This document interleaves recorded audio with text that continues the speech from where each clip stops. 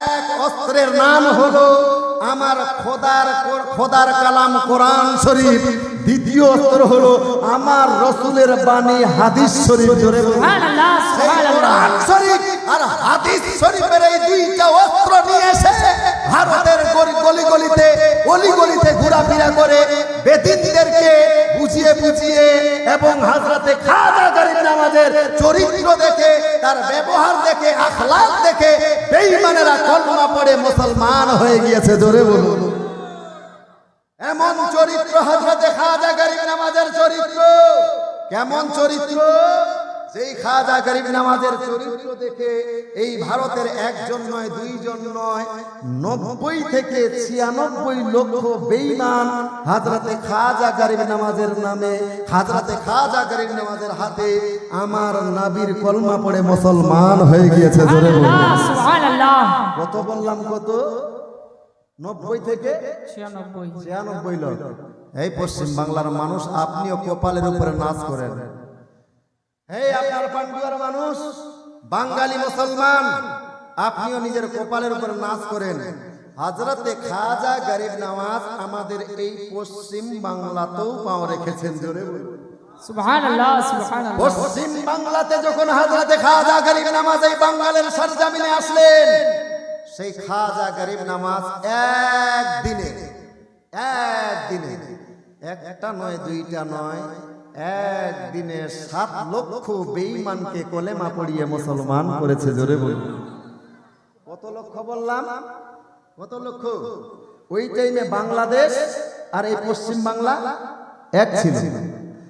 হ্যাঁ, বড়দার আড়ালের মা হযরতে খাজা গরিব নওয়াজ একদিনে একটা নয়, দুইটা নয়, 7 লক্ষ বেঈমানকে কলেমা পড়িয়ে মুসলমান করল রে মা। এইবারে হযরতে খাজা মঈনুদ্দিন চেহারা উৎফুল্ল ভাব নিয়ে বাড়ির দিকে রওনা। হযরতে খাজা গরিব নওয়াজের মা এইবারে হযরতে খাজা গরিব নওয়াজের চেহারার দিকে তাকাইয়া বলতে লাগলো, এ বেটা মঈনুদ্দিন, কি ব্যাপার? কতদিন তুমি আমার বাড়িতে এসেছো রে বেটা? এইরকম কোনোদিন তোমার চেহারায় খুশি খুশি ভাব দেখে নাই, আজকে তোমার চেহারায় যেন খুশি খুশি ভাব। কি ব্যাপার? একবার আমি মা আমারে খুঁজে বলো। হযরতে খাজা গরিব নওয়াজ বলতে লাগলো, মা, আজকে আমি মঈনুদ্দিন আমার চেহারায় খুশি খুশি ভাব হওয়ার কারণ হলো, মা, আমি ভারতের বাঙ্গালে গিয়েছিলাম।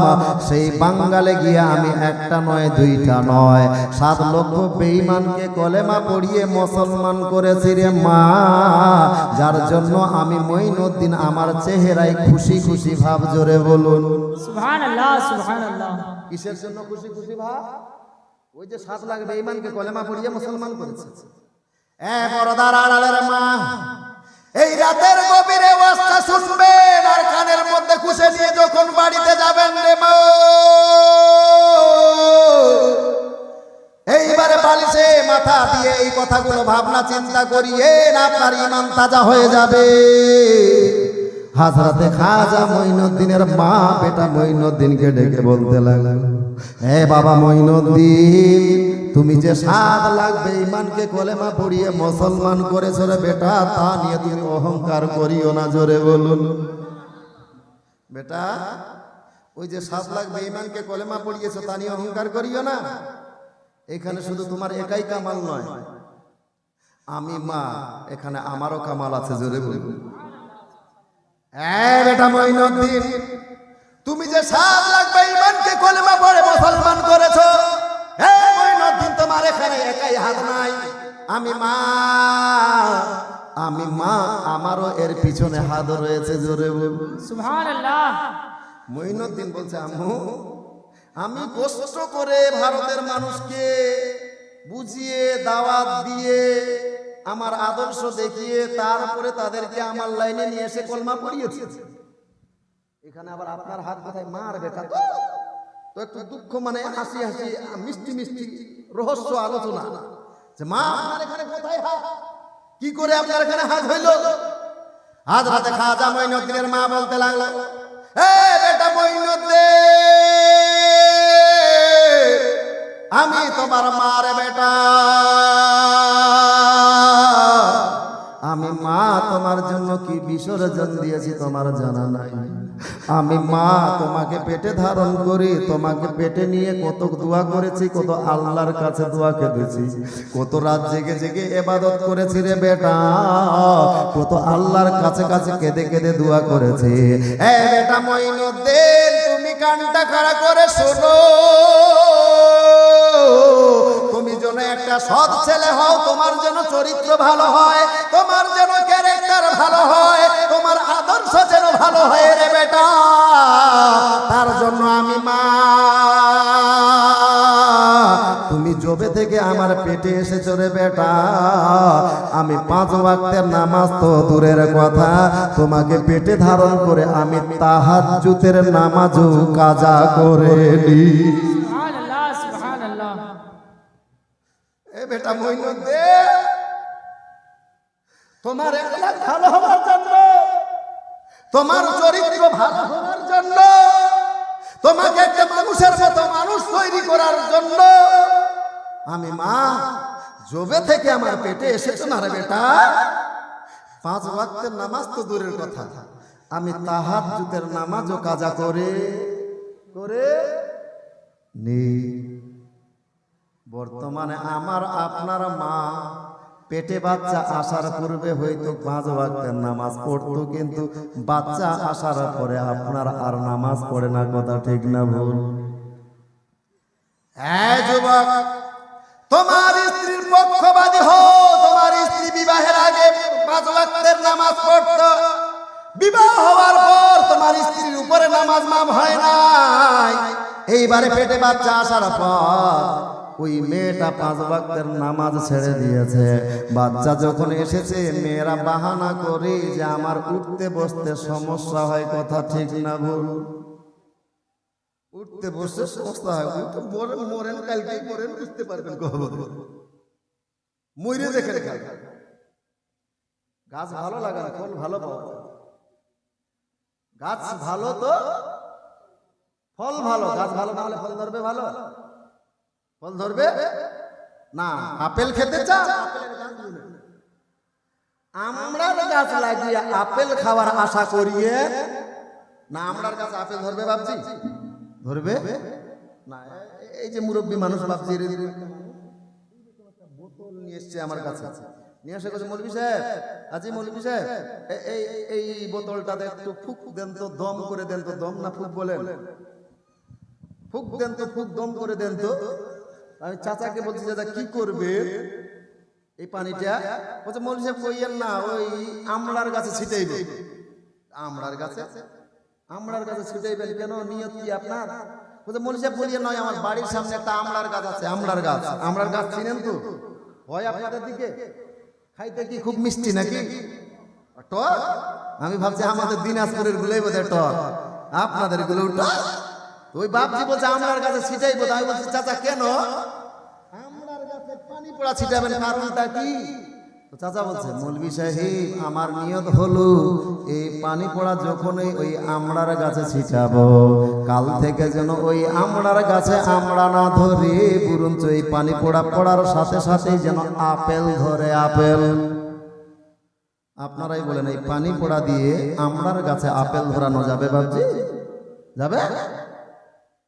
আমড়ার গাছে যদি পানি পড়া দিয়ে আপেল ধরা যেত, তাহলে মৌলবীরা তিনি আপনার 2000, 4000, 5000 টাকাতে বেতনে আর মসজিদ মাদ্রাসায় থাকতো না। খালি ওই আমড়ার গাছ লাগাইতো, কারণ পানি পড়া পড়ি ছিটিয়ে আর আপনার আপেল তৈরি করে বাজারে বিক্রি করতো, কথা ঠিক না? না, আমড়ার গাছে আমড়াই ধরবে, তেঁতুলের গাছে তেঁতুল, আপেলের গাছে আপেল ধরবে। তদরূপ মা, আপনি যদি সন্তান ভালো লাভ করতে চান, আপনি যদি একটা নামাজি সন্তান চান, আপনি একটা কোরআনওয়ালা সন্তান যদি চান, তাহলে বৌমাটা চিত্রনায়িকা নিয়ে আসলে হবে না। আপনার যদি একটা নামাজি বাচ্চার প্রয়োজন পড়ে, আপনার যদি একটা কোরআনওয়ালা সন্তানের প্রয়োজন হয়, তাহলে বৌমাটাকে নায়িকা দেখে নিয়ে আসলে হবে না রে মা। একটা কোরআনওয়ালা মা যদি নিয়ে আসতে পারেন, একটা আপনার নামাজি মা যদি নিয়ে আসতে পারেন, সেই নামাজি মায়ের পেট থেকে নামাজি সন্তানই হবে। জোরে বলুন সুবহানাল্লাহ সুবহানাল্লাহ।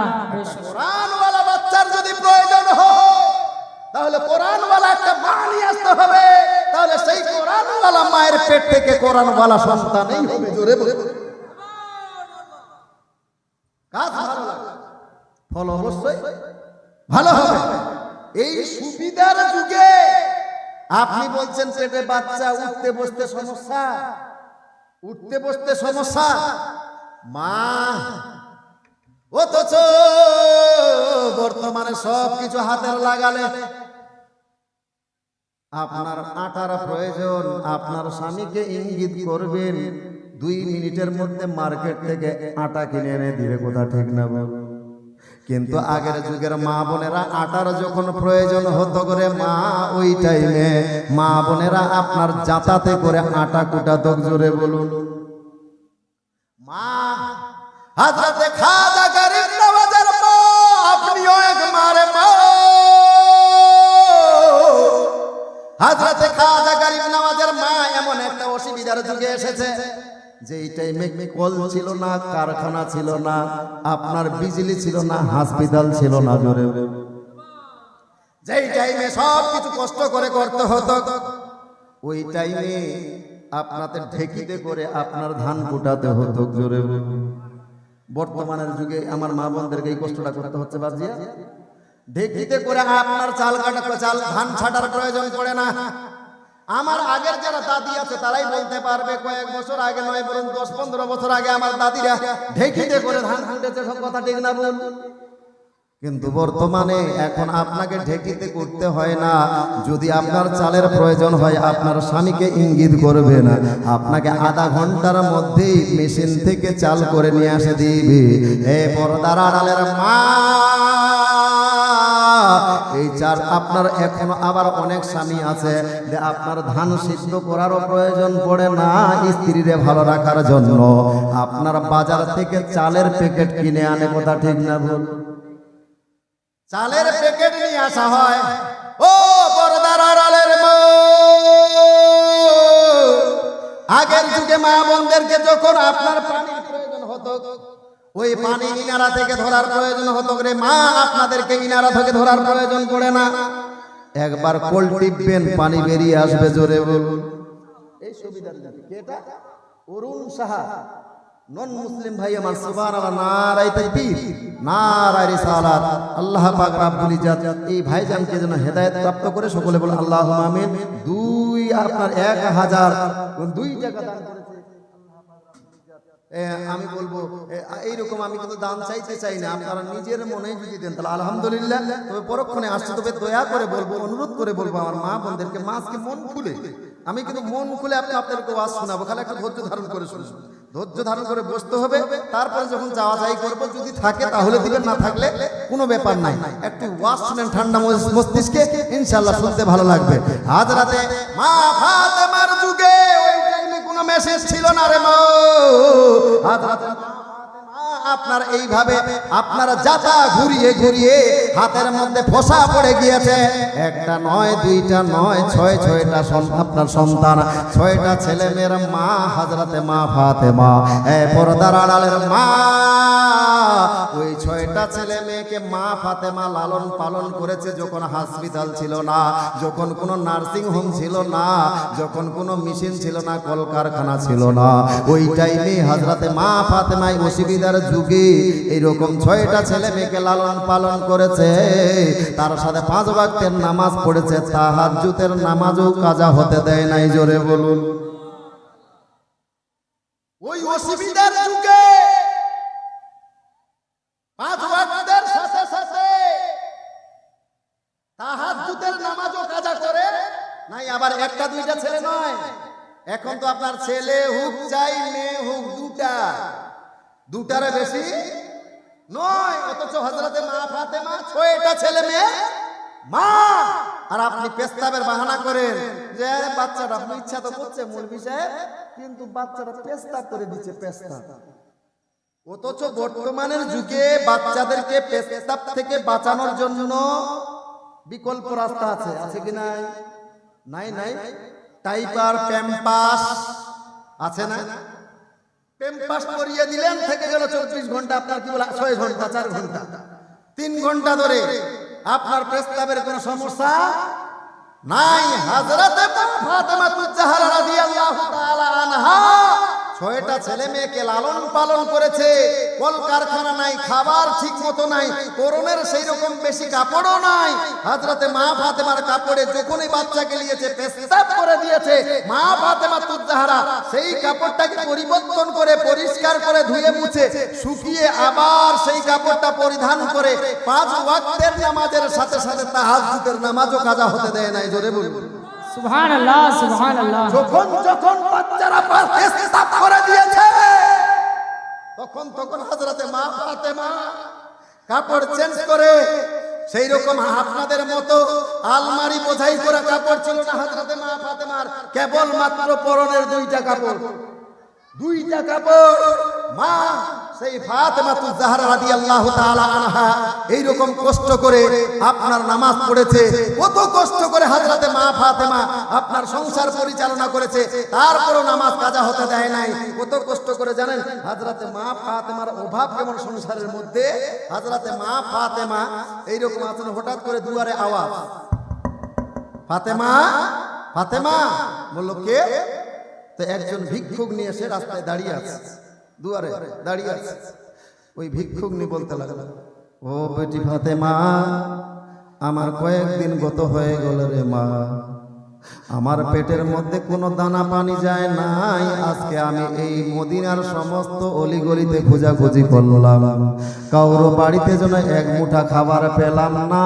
আমাদের রাসূল আপনার বাড়িতে ইঙ্গিত করেছে যে এই ফাতেমার বাড়িতে গেলে কোনো ফকিরকে খালি হাতে ফেরত দেয় না। জোরে এ ফাতেমা, গত কয়েকদিন হয়ে গেল আমার পেটের মধ্যে খাবার যায় নাই। ফাতেমা, তোমার বাড়িতে যদি খাবার থাকে তাহলে আমি ফকিরনি, আমাকে অসহায় ফকিরনি আমারে দান করো। হে পর্দার আড়ালের মা, ওই ফাতেমার বাড়িতেও 3 দিন ধরে চুলায় আপনার ভাতের হাঁড়ি চাপে নাই। 3 দিন ধরে হযরতে ইমাম হাসান হুসেন পেট ভর্তি করে খাবার খেতে পারে নাই। হযরতে মা ফাতেমা চিন্তা করলো, আল্লাহ, বাড়িতে এক মুঠা খাবার নাই যে এই ফকিন্নিটাকে দান করব। আল্লাহ, কি করে আজকে এই ফকিন্নিটাকে খালি হাতে ফিরাইয়া দিব? না রে বাবা, না, এই ফকিন্নিরে ফিরাইয়া দেওয়া যাবে না। হযরতে মা ফাতেমা দেখলো, দেখি তাহলে এই ফকিন্নিকে খাবার দিতে পারবো না, এমন কোন জিনিস দান করব যে জিনিসটা বিক্রি করে ওর মূল্য দিয়ে ওই ফকিরটা খাবার ক্রয় করে খাবে। হযরতে মা ফাতেমা বাড়িতে নজর ঘুরিয়ে দেখতে লাগলেন, ওই ফকিন্নিকে দেওয়ার মতো সেই রকম বাড়িতে কোনো সামানও নাই। হযরতে মা ফাতেমা ওই ফকিন্নিকে দেওয়ার মতো কোনো সামান নাই, বাড়িতে কোনো জিনিস নাই, কেবল মাত্র একটা জিনিস বাকি আছে। যেই নামাজটা আপনার, যেই জিনিসটা হলো আপনার মুসাল্লা, যায় নামাজ, যার পড়ে যেইটা হলো আপনার মুসাল্লারে মা, কেবল মাত্র একটা মুসাল্লা যায় নামাজ বাকি আছে। ওই মুসাল্লাটা আবার এমনিতে নাই, মুসাল্লাটা এইভাবে আপনার ঘরের মাঝিয়াতে আপনার লম্বা করে রাখা আছে। আর ওই মুসাল্লার উপরে শিশু হাসান ও হুসেন ঘুমিয়ে আছে। জোরে বলুন। ফকিন্নিটাকে দেওয়ার মতো কোনো জিনিস বাড়িতে, খাবার তো নাই, তো ভাবছে যে খাবার নাই, তাহলে একটা কোনো থালে বাসন যদি আমি দান করি, সেটা বিক্রি করে বাজারে তার মূল্য দিয়ে পেট ভর্তি করে খাবার খাবে। দিব তো কি দিব? কিছুই নাই, কেবল মাত্র একটা যায় নামাজ মুসাল্লা, ছাগলের চামড়ার মুসাল্লা। আবার মুসাল্লাটা এমনিতে পড়ে নাই, ওর উপরে ওই কচি ইমাম হাসান ও হুসেন 2 বালক শুয়ে আছে, ঘুমিয়ে গিয়েছে। মা হযরতে মা ফাতেমা বারবার বাড়ির দিকে এইভাবে নজর ঘুরায়, দেখি তো দেওয়ার মতো কিছু আছে কি নাই।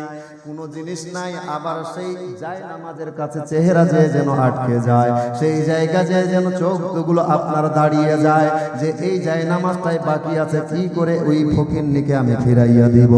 হযরতে ইমাম হাসান হোসেন শুয়ে আছে, পর্দার আড়ালের মা হযরতে মা ফাতেমা এইরকম কয়েকবার বাড়ির ভিতরে চেহারা ঘুরিয়ে ঘুরিয়ে নজর করে দেখলেন বাড়িতে কোনো জিনিস নাই যে ওই ফকিন্নিটাকে দিবে।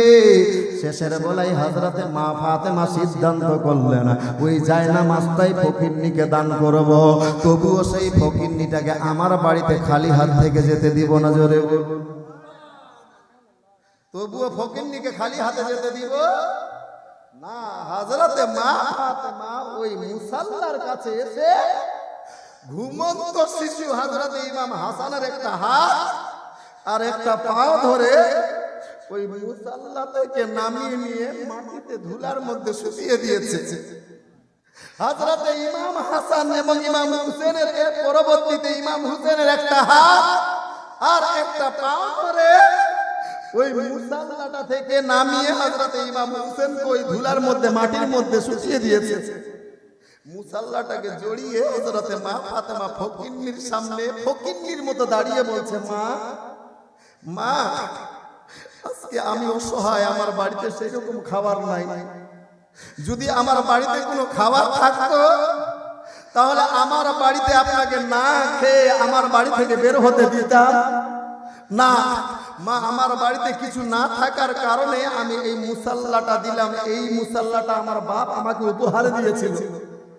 আমার কাছে এর মূল্য কোটি কোটি টাকার মূল্য, তারপরেও আমার বাপের দেওয়া মুসাল্লাটা আপনাকে দান করে দিলাম। মা আপনি বাজারে এই মুসাল্লাটাকে বিক্রি করে তার মূল্য দিয়ে পেট ভর্তি করে খাবার খাইয়েন। জোরে বলুন। পর্দার আড়ালের মা হযরতে মা ফাতেমার উপরে কুরবান যান। আপনার বাড়িতে একটা ফকিন্নি খাবার টাইমে যদি আসে আপনি সহ্য করতে পারেন না, আপনি বিরক্ত হন রে মা।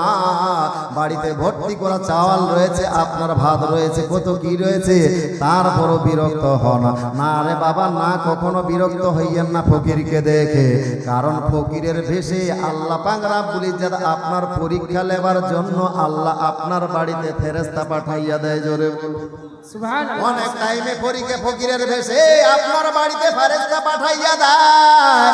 সুতরাং আপনার বাড়িতে যদি কিছুই না থাকে, কিছুই যদি না দেওয়ার মতো থাকে রে মা, আপনি না দিয়েন, কমপক্ষে তারে সান্ত্বনা ভালো মিষ্টি ভাষা দিয়ে তাকে বাড়ি থেকে বিদায় করিয়েন। জোরে বলুন।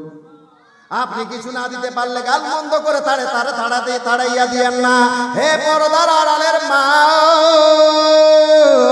হযরতে মা ফাতেমার উপরে কুরবান যান। বাড়িতে দেওয়ার মতো ফকিরকে কিছুই নাই, কেবল মাত্র একটা মুসাল্লা। সেই মুসাল্লাটা ওই ফকিরনিকে দান করে দিলেন। যেই বাড়িতে কিছু নাই সেই ফাতেমা বাপের দেওয়া আপনার কোটি টাকার মূল্যর সম্পদটাকে হযরতে মা ফাতেমা দান করে দিলেন। এত বড় সম্পদ ফকিন্নিকে দান করে দিলেন। আজকে আমি আপনাদের বলবো রে মা, আপনাকে বলবো না যে আপনার নাকের ওই সোনার ফুলটা দিয়ে দেন, আমি বলবো না যে আপনার কানে যে দুইটা কানের দুল আছে সোনার, এই মূল্য আপনার অমূল্য সম্পদটাকে দিয়ে দেন না রে বাবা না। এত টাকা আপনার কাছে চাইব না, তবে আল্লাহ আপনাকে সম্পদশালীর বেটি বা বহু বানিয়েছে। আল্লাহ দিবে তো আপনি বহু পয়সা রোজগার করবেন, আপনার স্বামী বহু রোজগার করবে, আমি আমলটাও শিখাইয়া দিব। মা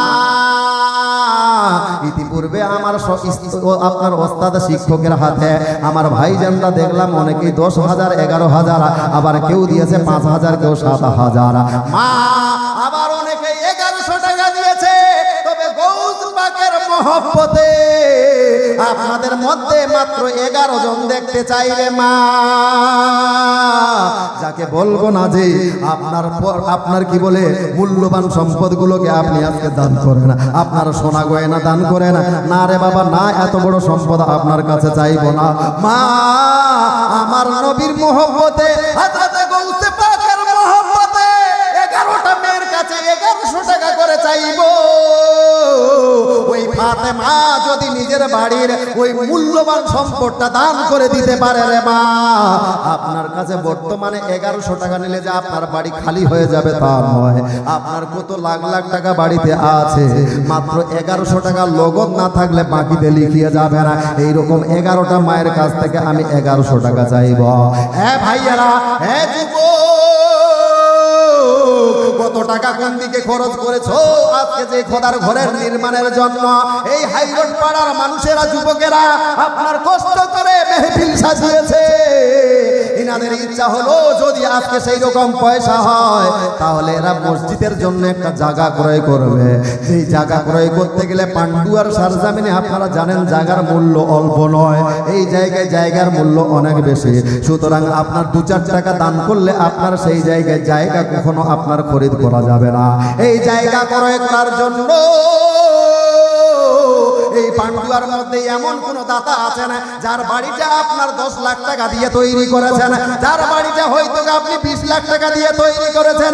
হে মৌলানা, আমার নিজের বাড়িটাকে আমি কোটি কোটি টাকা খরচ করে তৈরি করেছি, তবে আজকে সেই খোদার ঘরের জন্য আপনি বলেছেন জান আমি 1 কোটি টাকা দিতে পারবো না, 1 লাখ টাকাও দিতে পারবো না, যেহেতু আমার বাড়িটা লাখ লাখ কোটি কোটি টাকা দিয়ে খরচ করে তৈরি করেছি রে মৌলানা। তবে আমার আল্লাহর সেই সুন্দর ঘরের জন্য আমি একজন এই পান্ডুয়া নিবাসী, আমিও দিব 11,000 টাকা। ওই 11,000 টাকা দিয়ে সহযোগিতা করব একজন বান্দা আমি আজকের মেহফিলের মধ্যে দেখতে চাই। মাত্র একজন 1100 টাকা। আমার যুবক, কত টাকা মোবাইলের পিছনে খরচ করেছো আজকে সেই খোদার ঘরের জন্য পারবা না? মাত্র 11,000 টাকা একজন। আর 2 জনের কাছ থেকে আমি 5,000 টাকা করে চাইবো। 2 জনের কাছ থেকে 5,000 টাকা, আর 5 জনের কাছ থেকে 2,000 টাকা চাইবো। আর আপনার 10 জনের কাছ থেকে 1,000 টাকা করে চাইবো। 10 জনের কাছ থেকে 1,000 টাকা। তবে অত্যন্ত বিনয়ের সহিত বলবো, আল্লাহ যাদেরকে সম্পদ দিয়েছে, যারা আপনার 10,000 বা 11,000 টাকা দিতে পারবেন, খবরদার আপনি 5,000 টাকার খাতায় নাম লিখাইয়েন না। যারা 5,000 টাকা দিতে পারবেন, খবরদার আপনি 2,000 টাকার খাতায় নাম লিখাইয়েন না। যারা 2,000 টাকা দিতে সক্ষম রাখেন, খবরদার আপনি 1,000 টাকার খাতায় নাম লিখাইয়েন না। যারা 1,000 টাকা দিতে পারবেন, খবরদার আপনারা 500 টাকার খাতায় নাম লিখাইয়েন না। এইবারে যার যেমন সমর্থ সেই সমর্থ অনুযায়ী টাকা পাঠাইয়া দেন। আমি বলছি না যে আপনাকে 5 লাখ টাকাই দিতে হবে, আপনাকে 10,000 টাকাই দিতে হবে না রে বাবা। যার যেমন সমর্থ সেই সমর্থ অনুযায়ী পাঠাইয়া দেন। হবে না কেউ একজন ভাই আমার, যার যেমন সমর্থ। যদি 11,000 টাকা আপনি দেনে বলা হয়ে থাকে তাহলে 11,000 টাকাই দিবেন। অথবা যদি আপনি অত টাকার মালিক না হয়ে থাকেন, অত টাকা দেনে বলা না থাকেন, তাহলে 5,000 টাকা। তবে যদি 5,000 টাকা না দেনে বলা হয়ে থাকেন তাহলে 2,000 টাকা দিয়ে যাবেন। 2,000 টাকা না দিতে পারলে আপনি 1,000 টাকা দিয়ে যান। যার যেমন সমর্থ। আমি চিনি না আল্লাহ আপনাদেরকে কত সম্পদশালী বানিয়েছে, তবে আমার আল্লাহ জানে কি জানে না? নগদ না থাকলে বাকিতে দিয়ে যাবেন। সুবহানাল্লাহ। 10,000 টাকা আমি ভাবলাম 10,000 টাকা দিবেন আপনি, যাই হোক 10 টাকা দেবো আগে না আড়াই দেয়নি। সুবহানাল্লাহ। ভাগে এত ভাবনা চিন্তা এখানে পড়ে গেলেন আপনারা। আপনার কে বেশি টেনশন কে? সুবহানাল্লাহ। এত পয়সা, পয়সার অভাবে পুরুষদের অভাব কিন্তু মহিলাদের অভাব নাই। কারণ মাস গেলে 500, এখন 500 না কত দিচ্ছে? 500 আরো বাড়বে না? মাস গেলে 500 ভান্ডার। আগে ভান্ডারের টাকাগুলো কি করবেন গে খালা? 2 মাসের টাকা নয়, হবে না মা 1100 টাকা। কোন একজন মা খালা বহিন দিদি আসে বলেন না যে মৌলানা আমি 1100 টাকা দিব। আমার রাসূলের মহব্বতে, গৌস পাকের মহব্বতে। সুবহানাল্লাহ। ও বহিন শুনো তো, এই তোমরা শুনো, দুইজন আসো এদিকে আসো। তোমার নাম কি? রিয়া খাতুন। তোমার নাম? এলিনা পারবেন। কত সুন্দর নাম। এটা কে দিল? তোমাদেরকে যেতে বলেছি, যতক্ষণ যেতে না বলে যাবে না। তোমাদের কে দিল এটা টাকা? তোমার মা দিয়েছে। আচ্ছা, তোমার মা আসেনি যার শুনতে? তোমার মা দিয়ে দিয়েছে। খুব চালাক। তোমার বুবু আসেনি যার শুনতে? তো তোমার বুবুকে বলো যে মৌলভী সাহেব তোমার কাছে 500 টাকা চাইলে। যাও বলবা কিন্তু বলবা চাইয়ে দেখবা, যদি চাইয়ে দেখো কিনা তোমাকে ভালোবাসলে তোমার বুবু দিবে, চাইলে দিবে যদি ভালোবাসে। আর যদি নাতনিকে না ভালোবাসে তাহলে হাজার চাইলেও দিবে দিবে না। তবে দেখেন ভালোবাসে কি বাসে না। আমার মন বলছে চাইবা, কিন্তু সুবহানাল্লাহ আগে সবাই কিন্তু শুনবে। যদি না দেন তাহলে কিন্তু ভাববে যে হ্যাঁ ওর নাতনিকে ভালোবাসে না, তাহলে হ্যাঁ ভালোবাসলো তো অবশ্যই দিত। আমার মন বলছে যদি না থাকে নিজের কাছে অন্যের কাছ থেকে ধার নিও পাঠিয়ে দিবে। সুবহানাল্লাহ। এই যে একজন খালা কি না কোথায় বাড়ি?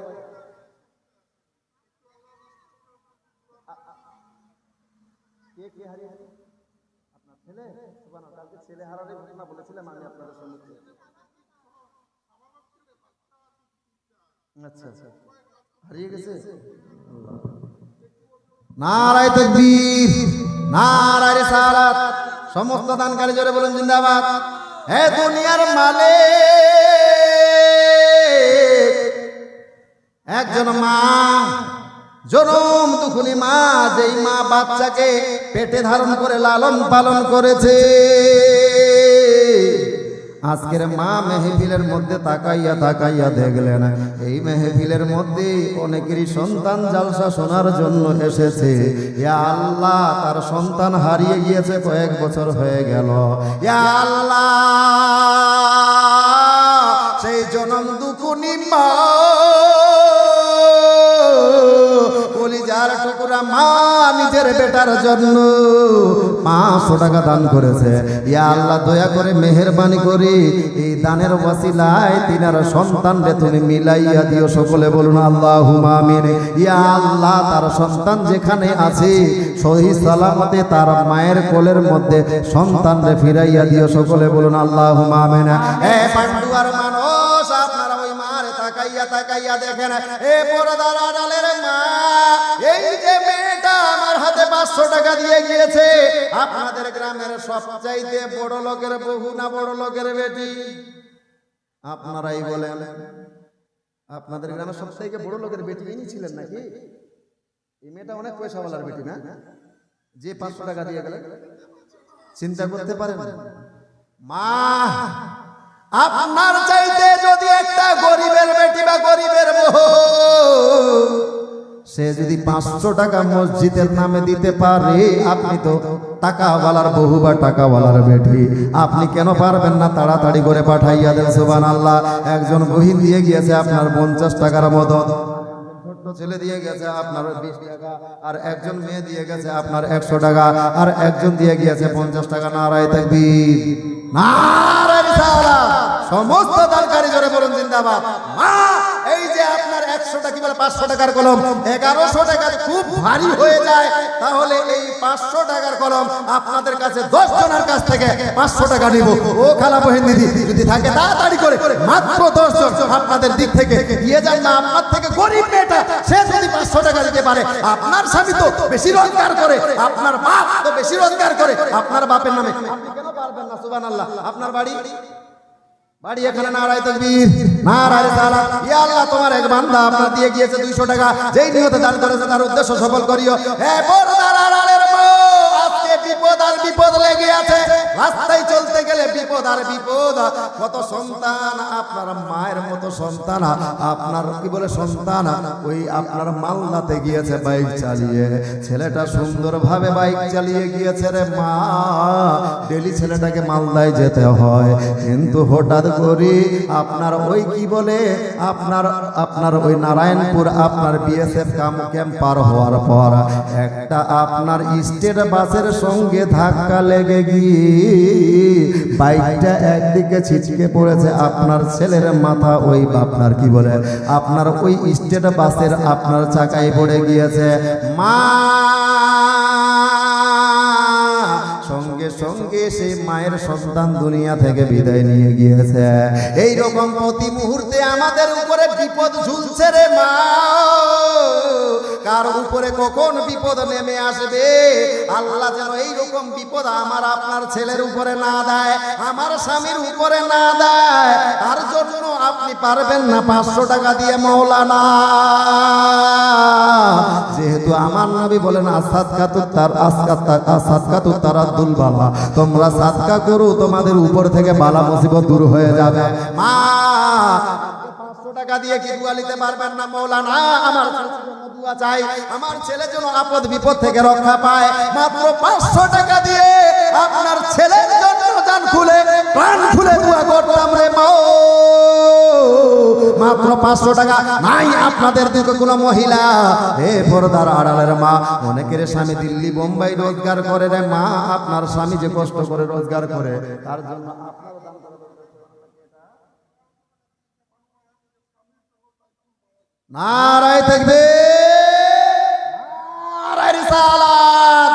মানরা 1100 টাকার দাতা জোরে বলেন জিন্দাবাদ। হে দুনিয়ার মালিক, তোমার এক বান্দি স্বামীবিহীন স্ত্রী স্বামীগত হয়ে গিয়েছে। ইয়া আল্লাহ, ওই মা আজকে হয়তো এই মেহফিলের মধ্যে এসে অনুভূতি করেছে। এই আল্লাহ, তোমার 3টা দাদি দিয়েছে 20 টাকা করে, আর তোমার মা দিবে 500 টাকা। সুবহানাল্লাহ, নারায়ে তাকবীর, নারায়ে রিসালাত। তোমার বাড়ি কোথায় হলো? এখানে। খুব সুন্দর পাচ্ছ তুমি। তোমার মাসি আসলে যাচ্ছে শুনতে এসেছিল, চলে গেছে। আর তোমার ফুপু, তোমার পিসি আসেনি? তোমার পিসি, তোমার পিসি আসেনি? আচ্ছা যাও, এমনি তুমি ঘোরাঘুরি করো তো, একটু যাও তো, আরো মহিলাদের কাছ থেকে কারোর কাছে পাওয়া যায় কিনা। সুবহানাল্লাহ, কে দিয়েছে? ইয়া আল্লাহ, তোমার এক বান্দি সন্তানগত হয়ে গিয়েছে, ওই সন্তানের জন্য মা 100 টাকা দান করেছে। ইয়া আল্লাহ, স্বামী ইন্তেকাল করে গিয়েছে, সেই স্বামীর কবরে আযাবকে maaf করে দিয়ে চিরতরে জান্নাতবাসী করিও। সুবহানাল্লাহ। আর 2জন মা দিয়েছে 100 টাকা, আর একজন বাচ্চা আর একজন দিয়েছে 100 আপনার 50 টাকা। হে আল্লাহ পাক পরওয়ারদিগারে আলম, প্রত্যেকের দান তোমার দরবারে কবুল করে নাও। বাড়ির বালা মুসিবত দূর করো, রুজি রোজগারে বরকত নাজিল করো, কারবার ব্যবসা বাণিজ্য খেতে বাড়িতে বরকত নাজিল করিও। তবে মা, আপনাদের অত্যন্ত বিনয়ের সহিত বলবো রে মা, যারা 500 টাকা দিতে পারবেন খবরদার 100 টাকা আর 200 টাকা দিয়ে পাঠাইয়েন না। যারা 500 টাকা দিতে পারবেন, যারা পারবেন না তারা 20 টাকা 100 টাকা দিচ্ছেন, ঠিক আছে, কিন্তু যারা সম্পদশালীর বহু দিতে পারবেন তারা 500 কি বলে ওই 250 টাকা 100 টাকা দিয়ে পাঠাইয়েন না, মাত্র 500 টাকা। কারণ এই টাকা পয়সা আপনার দুনিয়াতে থাকবে, কবরে যাবে। কবরে যাবে নাকি কবরে যাবে? এই টাকা পয়সা বাড়ি গাড়ি এইগুলো সব কি আপন না পর? আপন না পর, জানা নাই? আর এই দুনিয়ায় সবই পর, কবর যে তোর আসল ঘর। এই দুনিয়ায় সবই পর, কবর যে তোর আসল ঘর। কেমনি সে থাই রইবি পড়ে শুধু মাটির বিছানা, কেমনি সে থাই রইবি পড়ে শুধু মাটির বিছানা। চিন্তা করে দেখো না কবরে কি যাইবা না, চিন্তা করে দেখো না কবরে কি যাইবা না। যেই কবরে আল্লাহ রাসূল ছাড়া আপন কেহু থাকবে না, যেই কবরে আল্লাহ রাসূল ছাড়া আপন কেহু থাকবে না। চিন্তা করে দেখো না কবরে কি যাইবা না।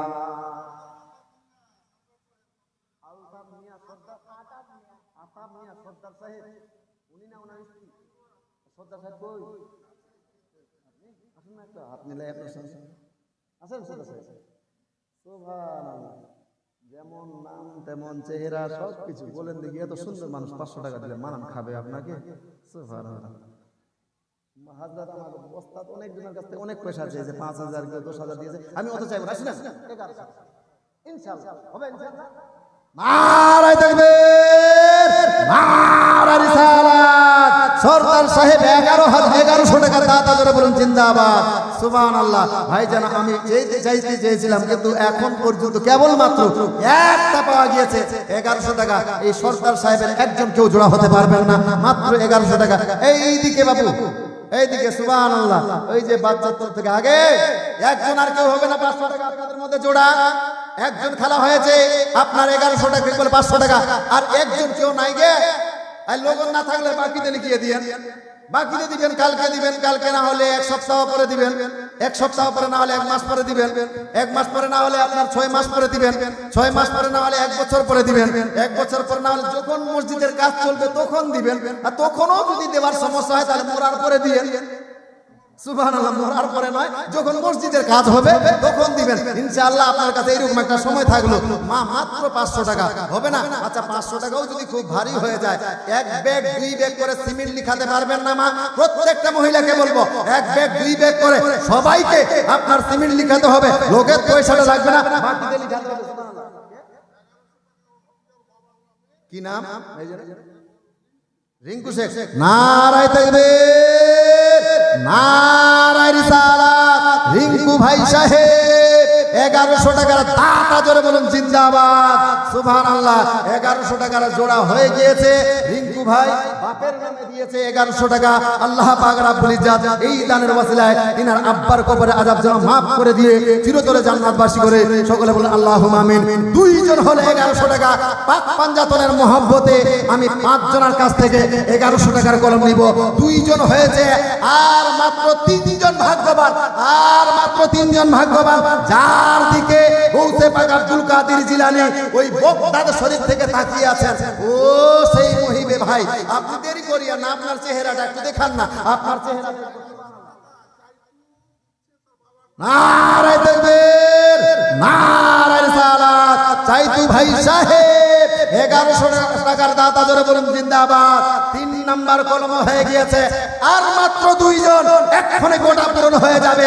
যার দিকে সেই আজমির থেকে আপনার গৌসে পাক নয়, হযরতে খাজা গরিব নওয়াজ তাকিয়ে আছে যে আমার একজন চাহেনেওয়ালা, আমার একজন মহিব, আমার একজন ভক্ত আপনার পান্ডুয়ার সারজামিনে বসে আছে, এক্ষণে আমার নামে 1100 টাকা দিবে। ভাইজান আপনি কোথায় লুকিয়ে আছেন? আসেন না, আপনার চেহারাটা আমি দেখতে চাই। যার দিকে খাজা গরিব নওয়াজ তাকিয়ে আছে, আসেন তার চেহারাটা দেখবো। মাত্র 1100 টাকা চেয়েছি, আপনার জান চাই নাই, প্রাণ চাই নাই। ও মা, আপনাদের মধ্যে সেই 2 নম্বর মা কোথায় গিয়েছে? যার দিকে গৌসে পাক আব্দুল কাদের জিলানী ওই আপনার বাগদাদ শরীফ থেকে তাকিয়ে আছেন। 11 নাম্বার আপনার কি বলে 2 নাম্বার মা, তাড়াতাড়ি করে 500 টাকা পাঠাই। দিয়ে গেছে 50 টাকা। নারায়ে তাকবীর, নারায়ে রিসালাত। সমস্ত দানকারী জোরে বলুন জিন্দাবাদ। আগে খুব দান করতো,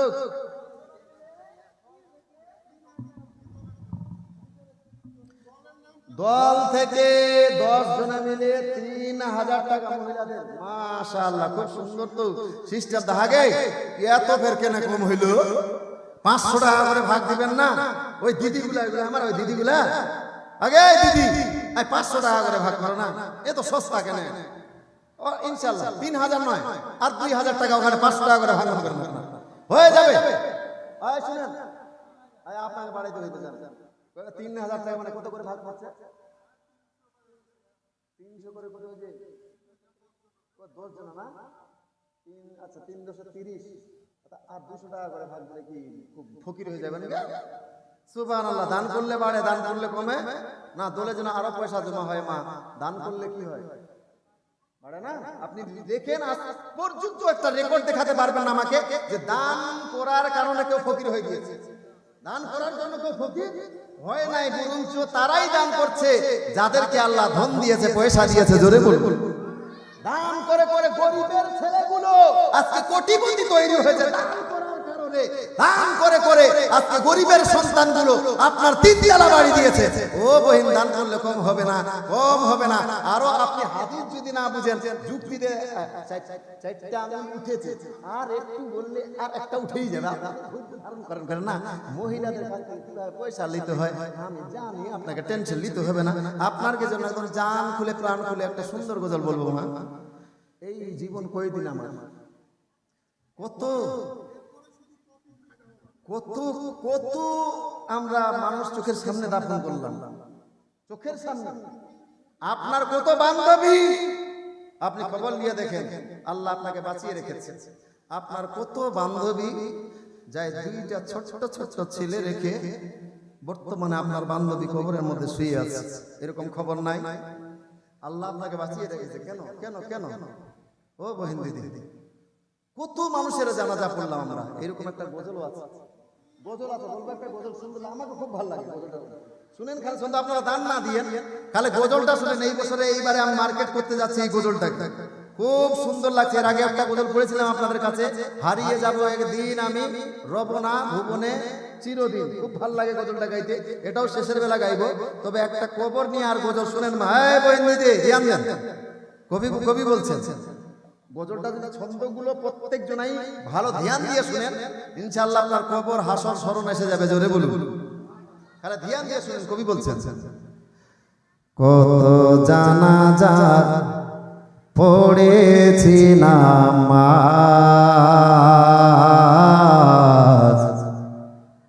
দিয়েছি কত দাফন,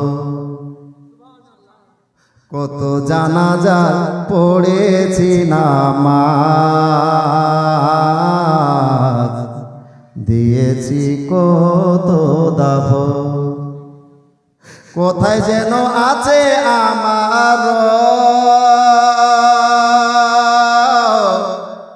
তৈরি সাদা কাফন,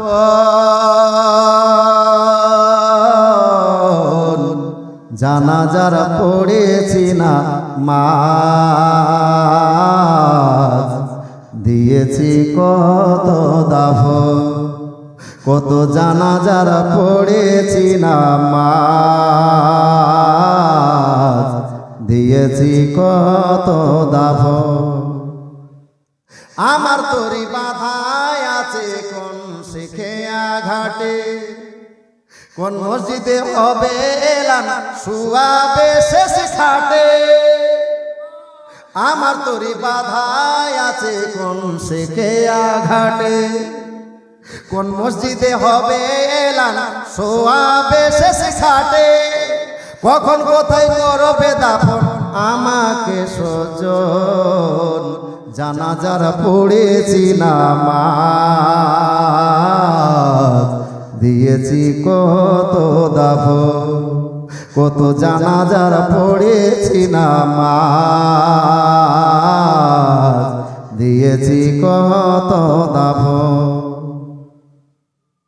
কোথায় যেন কোনসে বাতাস, কোথায় যেন দুলছে বাঁশের ঝাড়, কোন সে মাটি কোথায় যেন ডাকে রে বারবার, কোন সে বাতাস কোথায় যেন দুলছে বাঁশের ঝাড়, কোন সে মাটি কোথায় যেন দুলছে রে ডাকছে রে বারে বার। কোথায় যেন বড় যাত্রী আছে রে চারজন, জানাজার পড়েছি নামাজ,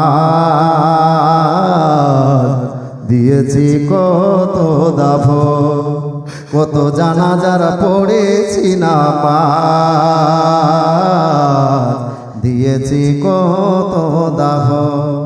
কোথায় যেন আছে আমার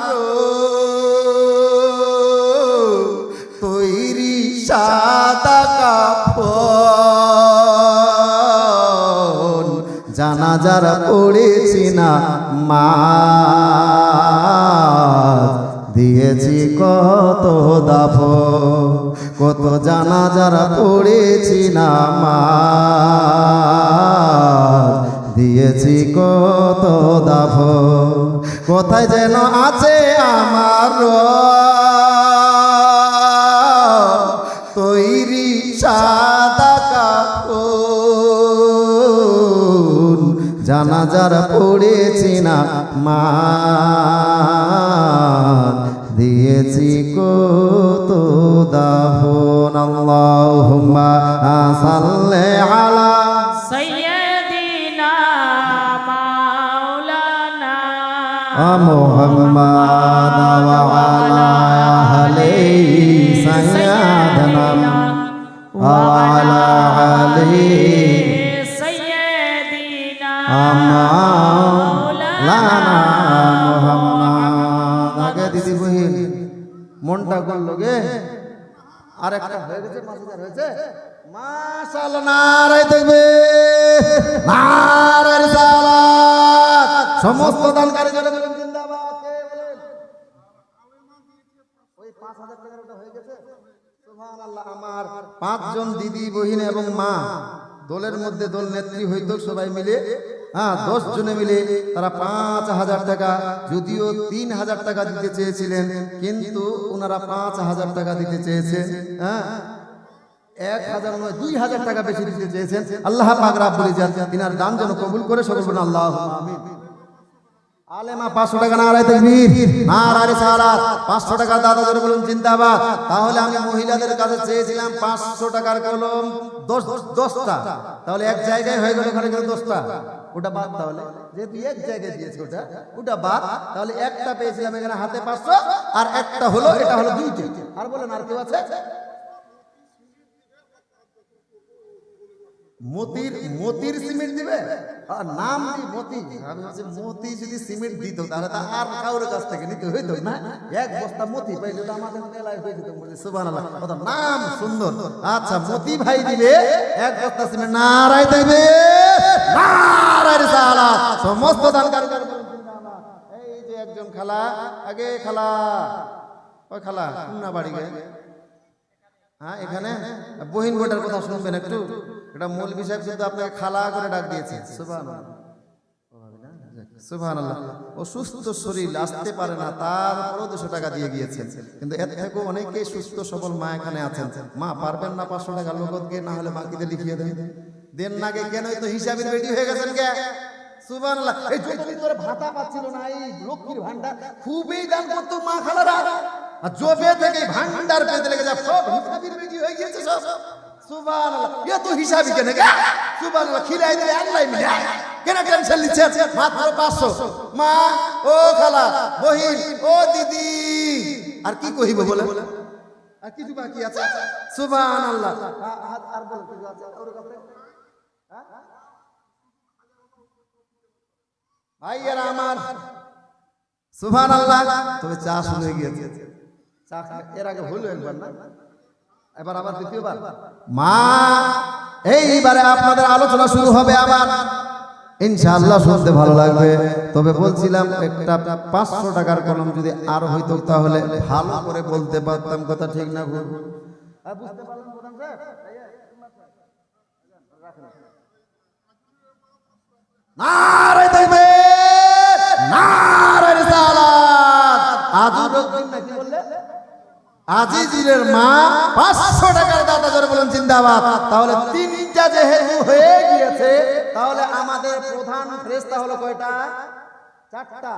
জিবরিল আমিন, ইসরাফিল আলাইহিস সালাম, ইসরাইল আলাইহিস সালাম এবং মিকাইল আলাইহিস সালাম। এই 4টা হলো মূল ফেরেশতা, এবং 4টা হলো আমাদের গ্রন্থ, মূল গ্রন্থ কোরআন শরীফ, তৌরাত, জবুর, ইনজিল। এই 4-এর সংখ্যাটাকে পূরণ করার জন্য কোন একজন মা বা বহিন 500 টাকার কলম আরেকটা দেখতে চাই, মাত্র 500 টাকা। আমার মন বলছে হয়ে গেছে, এই তো মনে হয় হয়ে গেল খালা আমার। সুবহানাল্লাহ। দেন গে, কত টাকা দিবেন খালা?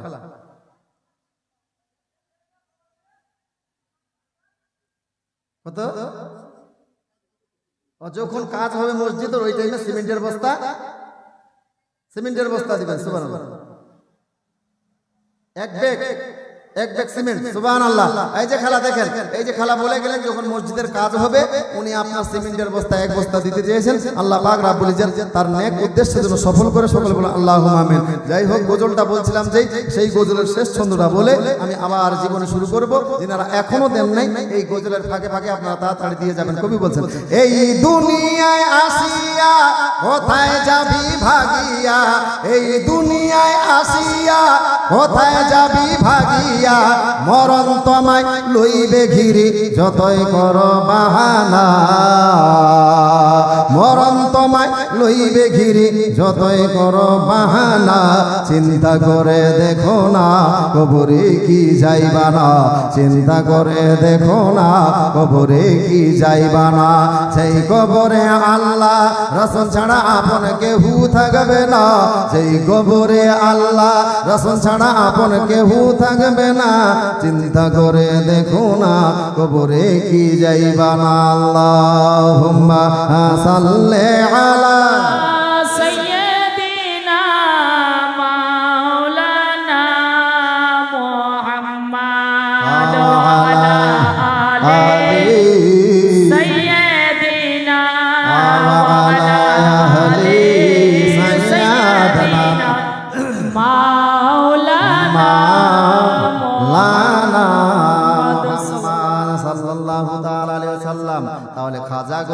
নামাজ আর মায়ের মধ্যে আলোচনা কি? মা বলতে লাগলো, ও বেটা মঈনুদ্দিন, তুমি যে 7 লাখ বেঈমানকে কলেমা পড়িয়ে মুসলমান করেছো, হ্যাঁ বেটা মঈনুদ্দিন, তোমার এখানে একাই হাত নাই, এর পিছনে আমি মা আমারও হাত রয়েছে। জোরে হাত কি রয়েছে? এই বেটা মঈনুদ্দিন, তুমি জবে থেকে আমার পেটে এসেছো রে বেটা, আমি তোমার মা, তোমাকে পেটে ধারণ করে আমি 5 ওয়াক্তের নামাজ তো দূরের কথা, তাহাজ্জুদের নামাজও কাজা করে নাই। জোরে বলুন। মা, যুগটা এইভাবেই আছে। বর্তমানের যুগে আপনি মা, আপনার পেটে বাচ্চা আসলে আপনি কোরআন শরীফ পড়েন না, আপনি নামাজ পড়েন না, আপনি মোবাইলের গান শুনেন বলে আপনার সন্তান বর্তমানে দুনিয়াতে এসে সঙ্গে সঙ্গে নায়ক তৈরি হয়েছে। কথা ঠিক না? যুগটাই আগের যুগের মহিলারা বাচ্চা পেটে ধারণ করে কোরআন শরীফ তেলাওয়াত করত বলে তাদের সন্তানরা পেটে, মায়ের পেটেই কোরআনের হাফিজ হয়ে আসত। জোরে বলুন। মায়ের পেটেই কোরআন শরীফ আপনার কি বলে হিফজ করেছে। কোন মা বাচ্চা পেটে ধারণ করে 10 পারা 8 পারা কোরআন শরীফ তেলাওয়াত করেছে, তার বাচ্চা ওই পেটের ভিতরে, মায়ের পেটের ভিতরে আপনার 8 পারা কোরআন শরীফ মুখস্থ করেছে। জোরে বলুন। কোন মা বাচ্চা পেটে ধারণ করে 10 পারা কোরআন শরীফ তেলাওয়াত করেছে, তার বাচ্চা ওই 10 পারার কোরআনের হাফিজ হয়েছে। জোরে। কোন মা 15 পারা তেলাওয়াত করেছে, ওই 15 পারার হাফিজ বাচ্চা মায়ের পেটেই হয়ে গিয়েছে। জোরে বলুন। কেন গজল শোনেন নাই? হযরতে গৌসে পাক আব্দুল কাদের জিলানী মায়ের পেটে 18 পারার হাফিজ হয়ে গিয়েছে। জোরে বলুন। সুবহানাল্লাহ, সুবহানাল্লাহ। গজল শোনেন নাই? মা জননী কোরআন পড়ে গর্ভেতে রেখে সন্তান, মা জননী কোরআন পড়ে গর্ভেতে রেখে সন্তান, 18 সিবিরা কোরআন মুখস্থ করিয়া যান। মা জানে না ছেলে জানে, মা জানে না ছেলে জানে, হয়ে গর্ভধারিণী তোমার ওই নামের গুণে আগুন গলে হয় পানি। হায় বড় পীর আব্দুল কাদের জিলানীর জিলানী, তোমার ওই নামের গুণে আগুন গলে হয় পানি। হায় বড় পীর আব্দুল কাদের। হযরতে গৌসে পাক আব্দুল কাদের জিলানীর মা বাচ্চা পেটে ধারণ করে 18 পারা কোরআন শরীফ তেলাওয়াত করেছিল রে মা। গৌসে পাক আব্দুল কাদের জিলানীকে যখন ওর মা ওই মক্তবের মধ্যে নিয়ে গেল, এবারে মক্তবের শিক্ষক হযরতে গৌসে পাক আব্দুল কাদের জিলানীকে বলল, রে বেটা পড়ো বিসমিল্লাহির রহমানির রহিম। গৌসে পাক আব্দুল কাদের জিলানী যেমনি ভাবে বিসমিল্লাহ পড়েছে, ওই বিসমিল্লাহ পড়ার সাথে সাথে হযরতে গৌসে পাক আব্দুল কাদের জিলানী পূর্ণ 18 পারা কোরআন শরীফ তেলাওয়াত শুনিয়ে দিয়েছে। জোরে কত পারা? শিক্ষক প্রশ্ন করছে, হে আব্দুল কাদের জিলানী, এত অল্প বয়সে অল্প সময়ে তুমি 18 পারা কোরআন শরীফ কি করে মুখস্থ করলে? এত অল্প সময় অল্প বয়সে 18 পারা কি করে মুখস্থ করলে? এই পর্দার আড়ালের মা হযরতে গৌসে পাক আব্দুল কাদের জিলানী ওস্তাদকে বলতে লাগলো, এই আমার ওস্তাদ, আমি কি করে 18 পারা মুখস্থ করলাম এই অল্প বয়সে জানেন? বলল, তাড়াতাড়ি করে বলো। ওই হযরতে গৌসে পাক আব্দুল কাদের জিলানী বলল, রে মা, আমি যখন আমার মায়ের গর্ভে ছিলাম, আমার মা চুলার কাছে বসে বসে চুলায় রান্না করত, ওই টাইমে আমার মা গুনগুন করে কোরআন শরীফ তেলাওয়াত করত।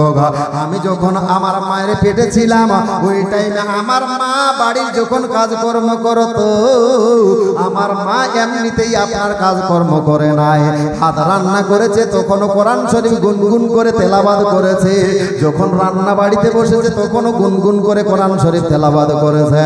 যখন আপনি আপনার রুটি পাকিয়েছে, ওই টাইমে মা আমার গুনগুন করে কোরআন শরীফ তেলাওয়াত করেছে। যখন কাপড় কেচেছে, কাপড় পরিষ্কার করেছে, ওই টাইমে আমার মা আমাকে আপনার পেটে ধারণ করে কোরআন শরীফ আপনার তেলাওয়াত করেছে। এক কথায় আমার মা সদা সর্বদাই আমাকে পেটে ধারণ করে পূর্ণ 18 পারার কোরআন তেলাওয়াত করেছিল বলে আমি গৌসে পাক আব্দুল কাদের জিলানী ওই মায়ের আপনার কোরআন শরীফ তেলাওয়াত করা শুনে শুনে আমি গৌসে পাক আব্দুল কাদের জিলানী আমি ওই মায়ের পেটে 18 পারা কোরআন শরীফ মুখস্থ করে ফেলেছি। জোরে সুবহানাল্লাহ, সুবহানাল্লাহ। আপনিও এইরকম কোরআন তেলাওয়াত করে করে, বিশেষ করে যখন আপনার পেটে বাচ্চা আসবে ওই টাইমে কোনো ভালো কাজ করেন চাই না করে, অবশ্যই ওই সময়টাতে মা বেশি বেশি করে নামাজ বন্ধকি করার চেষ্টা করবে, কোরআন তেলাওয়াত করার চেষ্টা করবেন। তাহলে আপনার ছেলে একজন ভালো হবে, আলিমে দ্বীন হবে, ভালো হবে। জোরে বলুন। বাচ্চা পেটে ধারণ করে যদি আপনি 5 ওয়াক্তের নামাজ পড়তে পারেন, কোরআন শরীফ তেলাওয়াত করতে পারেন, স্ট্যাম্প পেপার নিয়ে আসেন, আমি আব্দুল জব্বার আপনাকে সই করে দিয়ে যাব। আপনার ছেলে পেটে বাচ্চা ধারণ করে আপনি কোরআন শরীফ তেলাওয়াত করেছেন, 5 ওয়াক্তের নামাজ পড়েছেন, আপনার ছেলে মুফতি হোক চাই না হোক, মুহাদ্দিস হোক চাই নাই হোক, মৌলভী হোক চাই না হোক, আপনার ছেলে অবশ্যই কিছুই না হতে পারলে আপনার ছেলে একটা 5 ওয়াক্তের নামাজি হবে। জোরে বলুন সুবহানাল্লাহ, সুবহানাল্লাহ। 5 ওয়াক্তের নামাজি হবে কমপক্ষে। মা সন্তানের কাছ থেকে এটাই চাওয়া সব থেকে বড় যে আমার একটা এমন আল্লাহ, আমি চাই না এই আল্লাহ আমার ছেলেকে তুমি মৌলবি বানাও চাই না বানাও, হাফিজে কোরআন বানাও চাই না বানাও, মুহাদ্দিস বানাও চাই না বানাও, আল্লাহ তবে আমাকে এমন একটা সন্তান দান করো যেই সন্তানটা হবে 5 ওয়াক্তের নামাজি, আর নামাজের মধ্যে দোয়া করবে রাব্বির হামহুমা কামা রাব্বায়ানি সাগীরা। ইয়া আল্লাহ, আমার বাপ মা যেইভাবে আমাকে ছোটবেলায় আমার প্রতি দয়া করেছে, লালন পালন করেছে, আমাকে কষ্ট করে আমার উপরে রহম করেছে, ইয়া আল্লাহ তুমিও আমার বাপ মায়ের উপরে রহম করো। জোরে বলুন। প্রত্যেকটা মায়ের স্বপ্ন হওয়া দরকার যে আল্লাহ আমাকে এমন একটা সন্তান দান করিও যেই সন্তানটা 5 ওয়াক্তের নামাজি হবে। জোরে বলুন। যুগ ওটাই আছে। আমার রাসূলুল্লাহ নিষেধ করেছেন, হে গর্ভধারিণী মেয়েরা, যারা প্রেগন্যান্ট, যারা পেটে বাচ্চা ধারণ করে আছো, আমার নবী নিষেধ করেছেন যেখানে ঝগড়া ঝাঁটি হবে সেখানে খবরদার তোমরা কেউ যাবে না। যেখানে কোলহল হবে, যেখানে ঝগড়া আপনার মারপিট হবে, ঝামেলা হবে, সেখানে তোমরা কেউ যাবে না। কেন? ওই ঝগড়া ঝাঁটিতে গেলে কি হবে? আপনার পেটের বাচ্চার উপরে আসর পড়বে। আসর কি হবে? আপনার ছেলেটা ওই পেটের ভিতরে ওই বাইরের ঝগড়াগুলোর রেকর্ডিং করে নেবে। রেকর্ডিং মিশিং নিয়ে বসে আছে। মৌলানা গাঁজাখড়ি গল্প করার কথা পাইলেন না? গাঁজাখড়ি গল্প কইছি গিয়ে, গাঁজাখড়ি গল্প। আগের মেয়েরা পেটে বাচ্চা ধারণ করে নামাজ পড়েছে, কোরআন শরীফ তেলাওয়াত করেছে, তাদের ছেলে হাফিজে কোরআন তৈরি হয়েছে। আর এখনকার মা বোন সেম ওই যুগেই আছে। এখনকার মা বোন নামাজ পড়ে না, বাচ্চা আসার পরে কোরআন শরীফ তেলাওয়াত করে না, কি করে?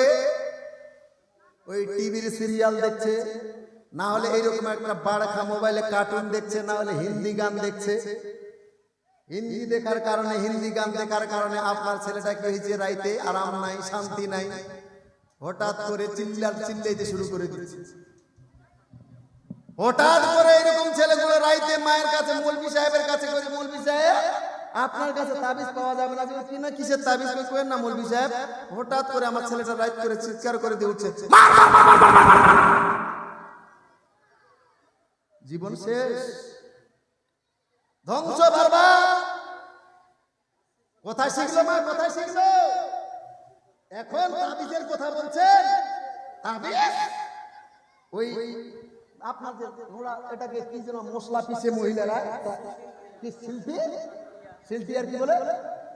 লোড়া শিল্পী। আমরা আগে লোড়াটা বলেন, তারপরে শিল্পীটা বলে। আমরা লোড়া শিল্পী বলি, লোড়া শিল্পী। তো তাবিজ লোড়া সিলটিটাও যদি ওর গোলাতে বেঁধে দেন তবু এই আদত ছুটবে ছুটবে না। এখন যখন পেটে বাচ্চা এসেছিল তখন মনে পড়ে নাই যে মোবাইল দেখবো না, মোবাইল দেখলে ছেলেটার আদত ভালো হবে না, ছেলেটার ব্যবহার খারাপ হবে, সমাজে সাঁটিয়ে বেড়াইবে, গান শুনবো না। মা খবরদার, এই মোবাইল যেমন গুনহার রাস্তা খোলা আছে, এই মোবাইলে জান্নাতে যাওয়ার রাস্তাও খোলা আছে। আছে কিনা? আপনার মতো কত স্কুল পড়ুয়া মেয়ে, স্কুল পড়ুয়া ছাত্র এই মোবাইলে আমাদের মতো মৌলবীদের ওয়াজ দেখে যেই মেয়েগুলো এতদিন ধরে সিনেমামুখী, আপনার কি বলে নায়ক নায়িকা মুখী হয়েছিল, আজকে সেই মেয়েগুলো নামাজমুখী হয়ে গিয়েছে। জোরে বলুন। এই মোবাইলের মধ্যে আপনাদের মতো কত যুবক যারা সিনেমামুখী হয়েছিল আজকে তারা মসজিদমুখী হয়ে গিয়েছে। এই ছোট্ট ছোট্ট আপনার এগুলোর মধ্যে চ্যানেলগুলোর মধ্যে এই যে ভাইয়েরা আমার কত কষ্ট করে আপনার রেকর্ডিং করছে, আপনারা যদি পারেন আপনারা এখানকার ওয়াজটা সম্পূর্ণ পাবেন। মা, এটা আমি প্রচারের জন্য বলছি না, এখান থেকে আমি বলেছি আপনারা জান্নাতের রাস্তা পাবেন, জাহান্নামে যাওয়ারও রাস্তা পাবেন। আপনারা দেখবেন এখানে কয়েকটা মিডিয়া আছে আমার ভাই চালাচ্ছেন, একটা হলো স্টার মিডিয়া, স্টার সুন্নি মিডিয়া, সুন্নি স্টার মিডিয়া, স্টার সুন্নি মিডিয়া, আর এক মিডিয়া 786, মিডিয়া 786, আর একটা অধমের আমারও মানে নামে অনেকগুলো প্রোগ্রাম পাওয়া যাবে। আপনার ইসলামিক টিউন, এইগুলো আপনার ইসলামিক প্রোগ্রাম পাওয়া যাবে। মা, এই ধরনের বহু চ্যানেল আপনারা আছে, অবশ্যই সেই চ্যানেলগুলোকে আপনারা ফলো করবেন, এরকম বহু জ্ঞান পাবেন, যেইগুলো জ্ঞান শুনে আমার মা বোনেরা এবং ইতিপূর্বে যেই মেয়েরা বেপরদার সহিত ঘোরাফেরা করত, এখন মৌলভী সাহেবের বউদের মতো হেজাব পরে ঘুরে বেড়ায়। স্কুল পড়ুয়া ছাত্র ছাত্রীরা মৌলবীদের আলোচনা শুনে এখন স্কুলে হেজাব পরে যেতে আপনার শুরু করেছে। তবে আছে কি বেহায়া এখনো মেয়ে? আছে না যে পর্দা করতে চায় না, বেহায়া বেপরদার সহিত টাউন বাজারে ঘুরে বেড়ায়? আছে, অনেকেই আছে। তবে মা সাবধান, পর্দার জন্য আমরা কেন বলি আপনাদেরকে, মৌলবীরা আপনার দুশমন নয়, মৌলবী আপনাদের দুশমন নয়। আপনাদের যদি কেউ নিকটের লোক, নিকটের আত্মীয় আছে, তাহলে আমাদের মতো মৌলবীরাই এনি টাইম আপনাকে জান্নাতে নিয়ে যাওয়ার জন্য ব্যতিব্যস্ত। জোরে বলুন। আপনার বাপ অতটা আপনার ব্যাপারে ভাবে না জান্নাতে যাবেন কি যাবেন না। আপনার বাপ আপনাকে জান্নাতে নিয়ে যাওয়ার জন্য অত ব্যতিব্যস্ত নয়। যার সঙ্গে হাত ধরে সংসার করছেন সেই স্বামীও আপনাকে জান্নাতে নিয়ে যাওয়ার জন্য ব্যতিব্যস্ত নয়। যদি তাই হতো তাহলে স্বামীকে স্ত্রীকে বেপরদা বেহায়ার সহিত কোমরের অঙ্গ, পিঠের অঙ্গ, মাথার চুল খুলে আপনার স্বামীর সামনে স্বামী আপনার মান্দাতে ঘুরাতে নিয়ে যাচ্ছে, কিন্তু মা, আপনার স্বামী চায় না যে আপনি জান্নাতে যান, আপনার বাপ চায় না যে আপনি জান্নাতে যান, আপনার মাও চায় না। বুড়ি হয়ে গিয়েছে, ও বোরখা পরে বাজারে যাচ্ছে, ওর বেটি 16 বছর, ওই মেয়েটা বিনা পর্দায় বাড়ি থেকে বের হয়েছে। তার মানে ওই বুড়িও চায় না যে আমার বেটি যেন জান্নাতে যায়। বহু মেয়ে দেখছি বুড়িটার দিকে বেশি দেখবে না, ওই ছুরিটার দিকে বেশি দেখবে। আপনারা 18 বছরের মেয়েটার দিকে বেশি দেখবে, ওই 60 বছরের বুড়িটার দিকে বেশি মানুষ দেখবে। ওই নিজে বোরখা করেছে, ওই পর্দা পড়েছে, আর যেই মেয়েটার দিকে বেশি দেখবে মানুষ, এমন ড্রেস পড়েছে, এমন ড্রেস পড়েছে, ড্রেস তো নাই বলা যায়। আমি দেখেছি আমাদের পিরিয়ডে এমন ড্রেস পড়েছে মেয়েরা যে বুড়া আপনার 18 বছর, তো 18 বছরের আপনার 60 বছরের বুড়াও ওর দিকে দেখলে জুয়ান হয়ে যাবে। এমন পরিবেশ শুরু হয়েছে। মা, হাসার জন্য বলছি, দুঃখের বিষয় আমাদের পিরিয়ডে আমার দেখা 30 বছরের ব্যবধান। 30 বছর আগে আমাদের খালা এবং ফুপুদের দেখেছে। ওই খালা ফুপুরা কেমন কি করতে, এইরকম একটা সাদা রং বা আপনার সবুজ রং বা হলুদ রং, এই ধরনের একটা উন্না, এই রকমের উন্না কি করতো, এইরকম করে আমার খালাদেরকে দেখেছে। আমার খালারা এইরকম করেছে, খালা এবং ফুপুরা। দেখেন নাই আপনারা?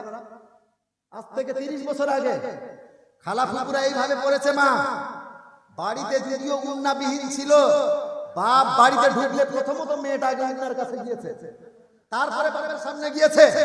কিন্তু তার 5 বছর পরে দেখলাম কি আমার যে ইয়ং জেনারেশন দিদিরা আসলো, এরা একটা স্টাইল বের গেল, এরকম নয়। ওরা কথা এরকম রাখা যাবে না। কি করতে লাগলো? 5 বছরে এই জায়গাতে নিয়ে আসলো। 5 বছর চললো এরকম। তারপরে জেনারেশন যেটা হলো, ও বলছে হেই এটা কোনো স্টাইল হলো নাকি, এখানে খোপাটার উপরে রাখতে হবে শুধু, না দরকার নাই। ওরা একটা স্টাইল বার করলো কি, তার 5 বছর পরে একটা স্টাইল বার করলো। আমার দিদিরা চাল্লাকি করে এইরকম করে এমন করে একটা পিঠের পিছনে দিবে, ঠিক এইরকম করেই রাখবে। অন্যটাই ভালো করে দাও না, গোছিয়ে একটু দেখিয়ে দিই আমি। না না, 5 বছর, তার 5 বছর আমার দেখা, আপনারা কি দেখেছেন বলতে পারবেন। তার 5 বছর পরে যদি একটু চাদরের মতো পড়তো মেয়েরা, কিন্তু এমন ভাবে রাখবে এটা অল্প এখানে রাখবে যেন বারবার পড়ে যায়, বারবার যেন পড়ে যায়, অল্প এখানে রাখবে। চললো 5 বছর এটা।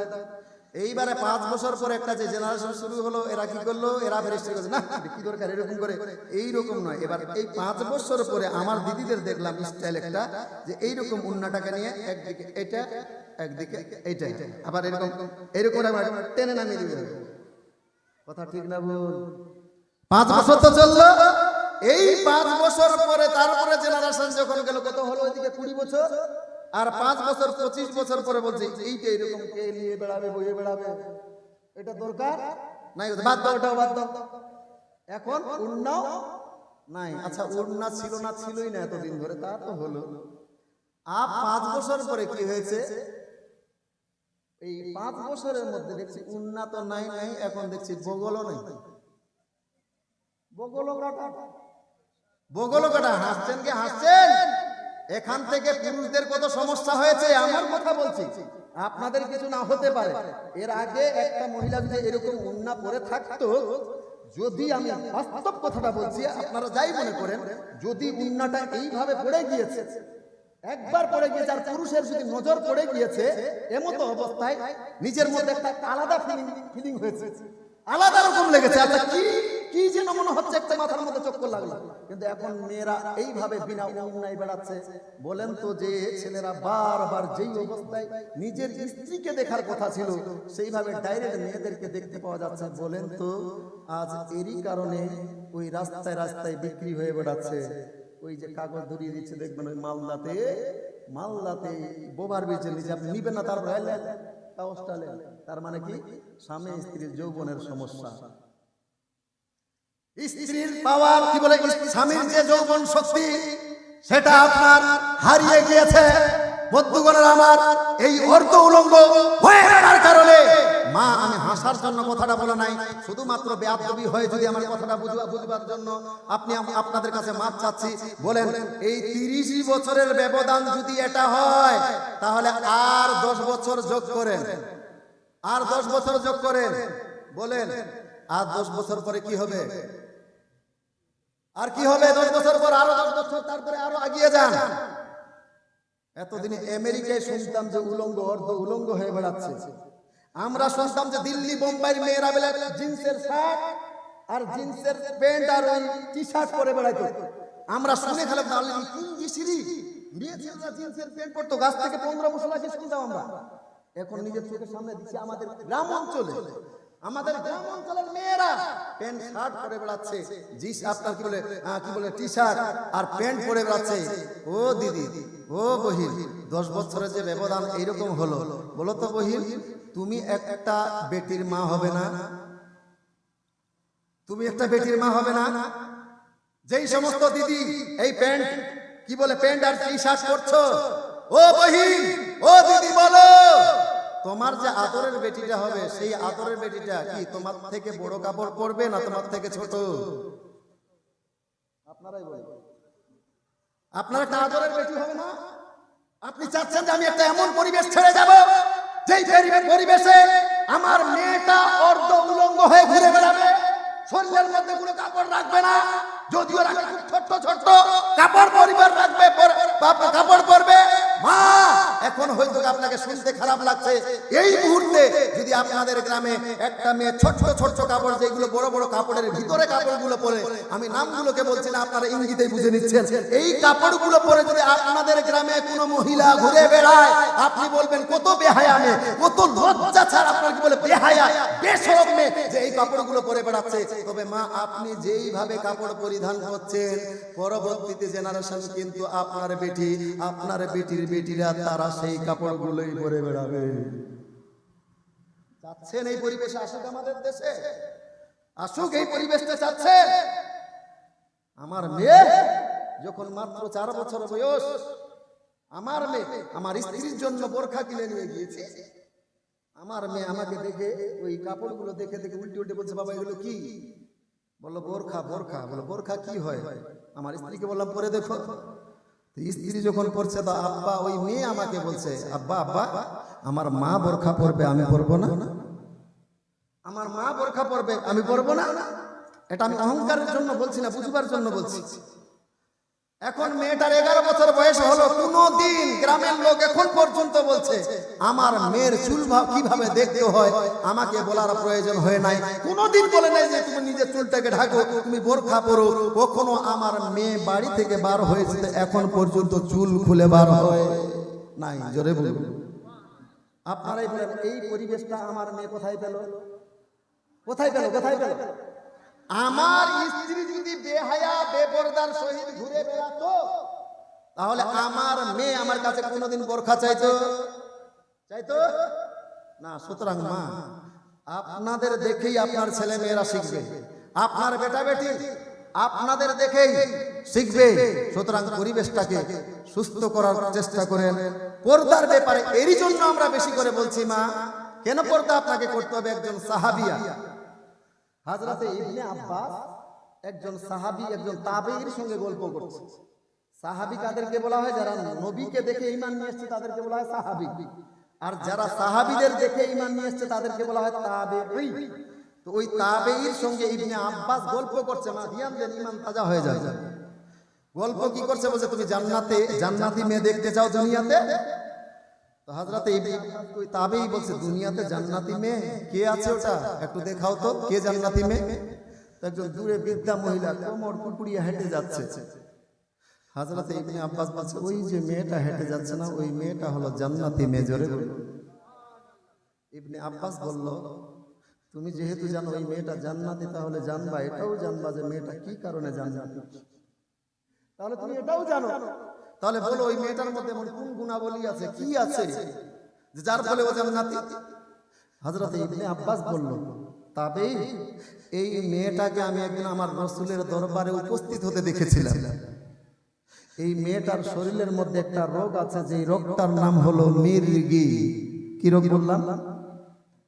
মির্গি রোগ। হয়তো আপনাদের দিকে আগে বুঝতে পারছেন কথা, মির্গি রোগ বুঝেন তো? এই মির্গি রোগ হয়, মির্গি রোগ ভালো না খারাপ? খারাপ নয়। যার মুখে মুরগি দেখতেই খারাপ লাগে, আল্লাহ কত কষ্ট পাচ্ছে। তো এই মেয়েটা মির্গির রোগের রোগী আমার নবীর দরবারে এসে বলছেন, ইয়া রাসূলুল্লাহ, ইয়া হাবিবাল্লাহ, হুজুর আপনি একটু আমার জন্য দোয়া করে দেন।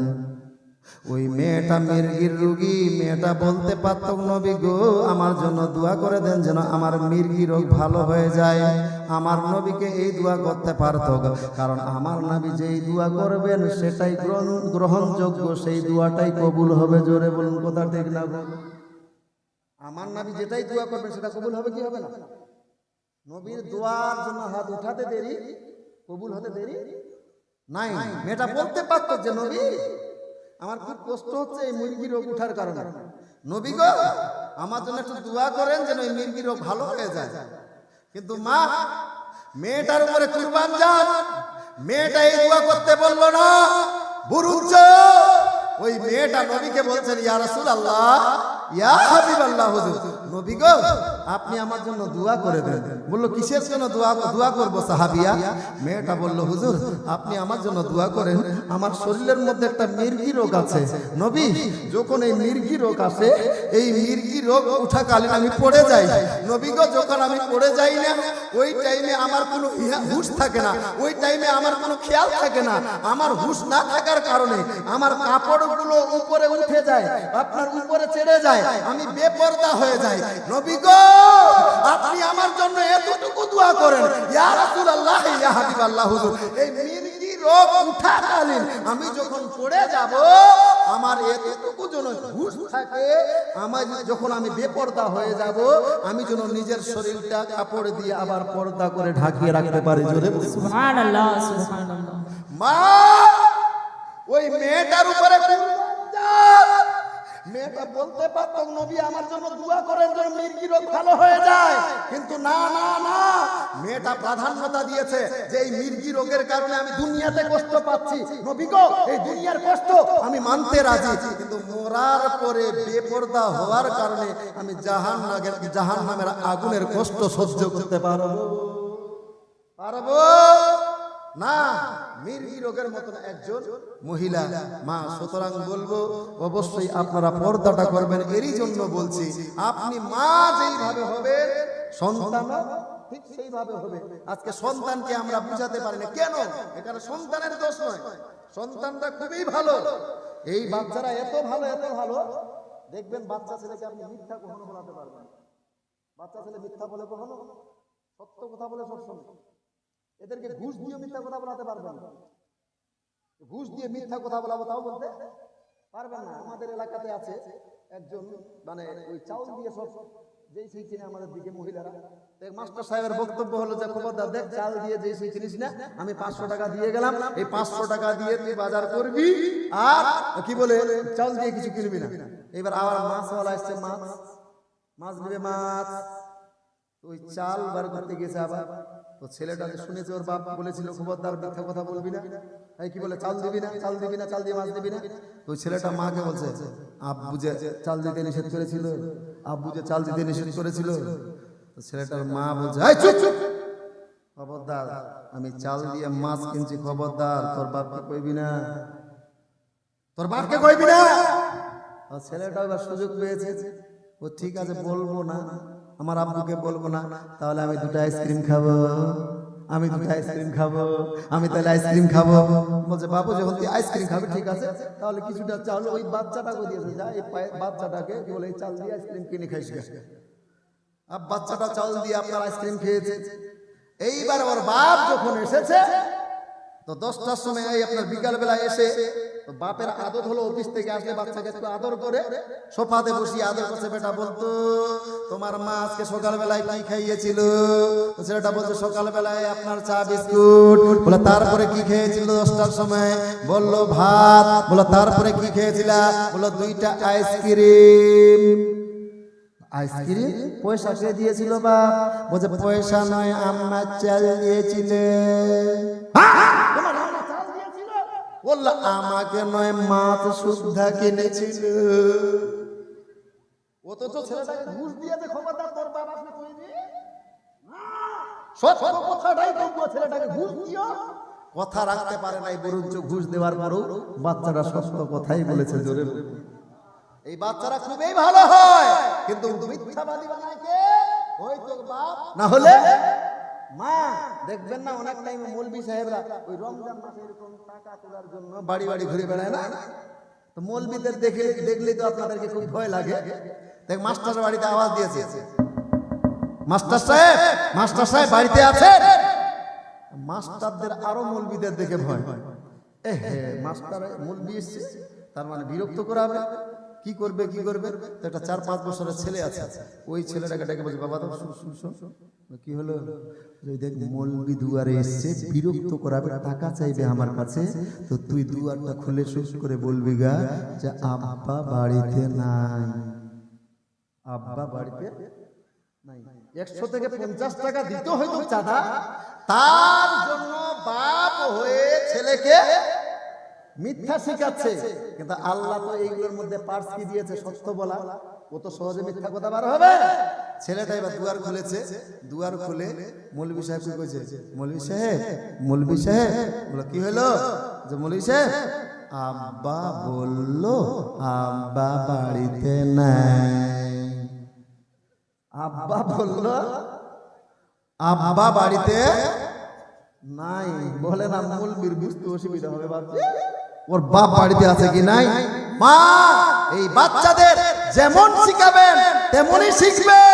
আর এই কারণে আপনি যখন বাচ্চাকে এইরকম সাপোর্ট করেন, পরক্ষণে এই বাচ্চাটা আপনার যখন আপনার কি বলে 1000 টাকা দিনে রোজগার করে, ওই 1000 টাকা রোজগার করে নিজের পকেটে রেখে দেয় আপনার 800 টাকা, আর আপনার হাতে 200 টাকা দেয়। ওই টাইমে আপনি মা সন্তুষ্ট হন না, ওই টাইমে আপনি বাচ্চার সঙ্গে ঝগড়া করেন, উমুকের বেটা মাসে কি বলে দিনে 1000 টাকা রোজগার করে, তোর মাত্র 200 টাকা রোজগার, তুই ঝুটটা কথা কইছিস, তুই ঝুটটা কথা কইছিস, ঝুটটা কথা কইবে না। আপনি যে শিখিয়ে রেখেছেন কোচিং সেন্টারে কোচিং মাস্টার আগে থেকে শিখিয়ে রেখেছেন, মা আপনার ছেলের কাছ থেকে ওই 1000 টাকা দিন রোজগার চান, উমুকের ছেলের মতো আপনার ছেলেকে শিক্ষা দেন, আপনার ছেলেও দিনে 1000 টাকা রোজগার করে 1000 টাকা এনে দিবে। জোরে বলুন। মারা বাচ্চারা মার নকল করে, কার নকল করে? এরই জন্য আমার নবী বাপ মাকেও শুধু মাদের বললে হবে না, বাপদেরকেও আমার রাসূলুল্লাহ বলেন যে আমার রাসূলুল্লাহ সবসময় সুন্নত নামাজগুলো কোথায় পড়তেন? বাড়িতে। কোথায় পড়তেন? সুন্নত নামাজ বাড়িতে পড়তেন, আর ফরজ নামাজগুলো যে মসজিদে পড়তেন। কেন কেন কেন? যখন সুন্নত নামাজগুলো বাপ বাড়িতে পড়বে, ওই বাড়ির বাচ্চাগুলো দেখে দেখে, বাপের দেখে দেখে বাচ্চারাও নামাজ শিখে যাবে। জোরে বলুন। শিখবে না? শিখবে না? অনেক জনের যারা বাপ বাড়িতে নামাজ পড়েন, আপনার বাড়িতে যদি এরকম একটা ছোট্ট ছেলে থাকে 3 বছর 2.5 বছরের, দেখবেন ওই বাচ্চাটাও আপনার বাপের সঙ্গে নামাজে দাঁড়িয়ে গিয়েছে। জোরে বলুন। দাঁড়ায় না আগে। আপনারা যারা নামাজ পড়েন, ভালো করে বলেন কথাটা, আমি বানিয়ে বলছি নাকি। আপনারা যারা নামাজ পড়েন, আপনার বাড়িতে 2-2.5 বছরের একটা বাচ্চা, আপনি মা নামাজে দাঁড়িয়েছেন, আর ওই টাইমে আপনার বাচ্চাটাও দেখে নামাজে দাঁড় হয়েছে কি দাঁড় হয় নাই? দাঁড় হয় না? হ্যাঁ, পর্দার আড়ালের মা আমিও দেখেছি বহু জায়গায়। আমি নিজেও ফরজ নামাজগুলো আপনার জুম্মাতে মসজিদে যেয়ে পড়ি, আর বাড়িতে যাবার পর আমি সুন্নত নামাজগুলো বাড়িতে পড়ি। কারণ আমার একটা 3 বছরের বেটি আছে, ওই 3 বছরের বেটিটা যখনই আমাকে দেখবে, সঙ্গে সঙ্গে আমার মেয়েটাও আমার কাছে পার্শ্বে দেয়, আপনার দাঁড়িয়ে নামাজ পড়তে লাগবে। অথচ শরীর ঢাকে নাই, ছোট প্যান্ট পরে, আপনার নিজের শরীরটার মধ্যে কোনো কাপড় নাই, এমতো অবস্থায় নামাজ পড়তে শুরু করে দেয়।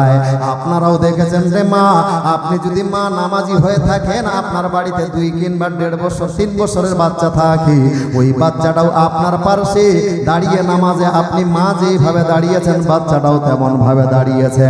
মা যখন সূরা ফাতিহা পড়ে, বিসমিল্লাহির রহমানির রহিম, আলহামদুলিল্লাহি রাব্বিল আলামিন, আর রহমানির রহিম, মালিকি ইয়াউমিদ্দিন, ইয়্যাকা না'বুদু ওয়া ইয়্যাকা নাস্তাঈন, ইহদিনাস সিরাতাল মুস্তাকিম, সিরাতাল লাযীনা আন'আমতা আলাইহিম গায়রিল মাগদুবি আলাইহিম ওয়ালাদ-দাল্লিন।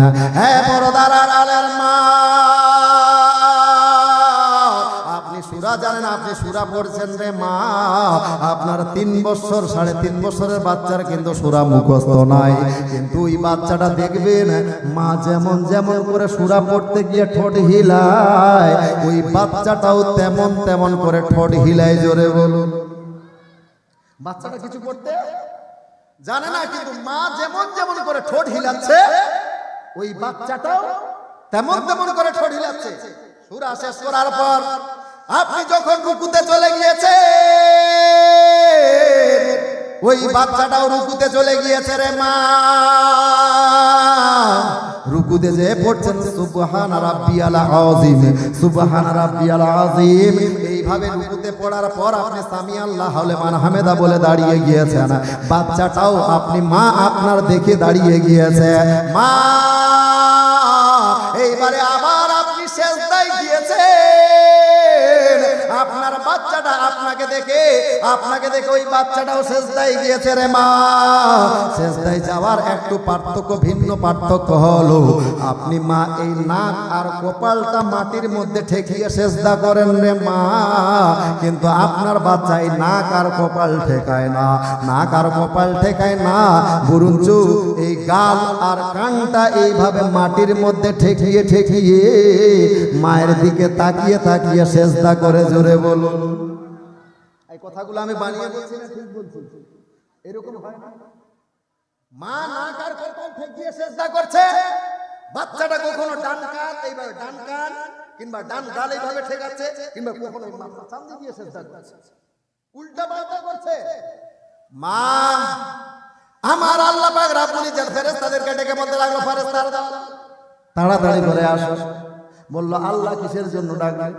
বলল দেখবে তো, যাও আজকে পান্ডুয়াতে আমার একজন বান্দি নামাজের মধ্যে দাঁড়িয়ে আছে, তার খবর নিয়ে আসো। পর্দার আড়ালের মা, আপনার এই নামাজ পড়া দেখে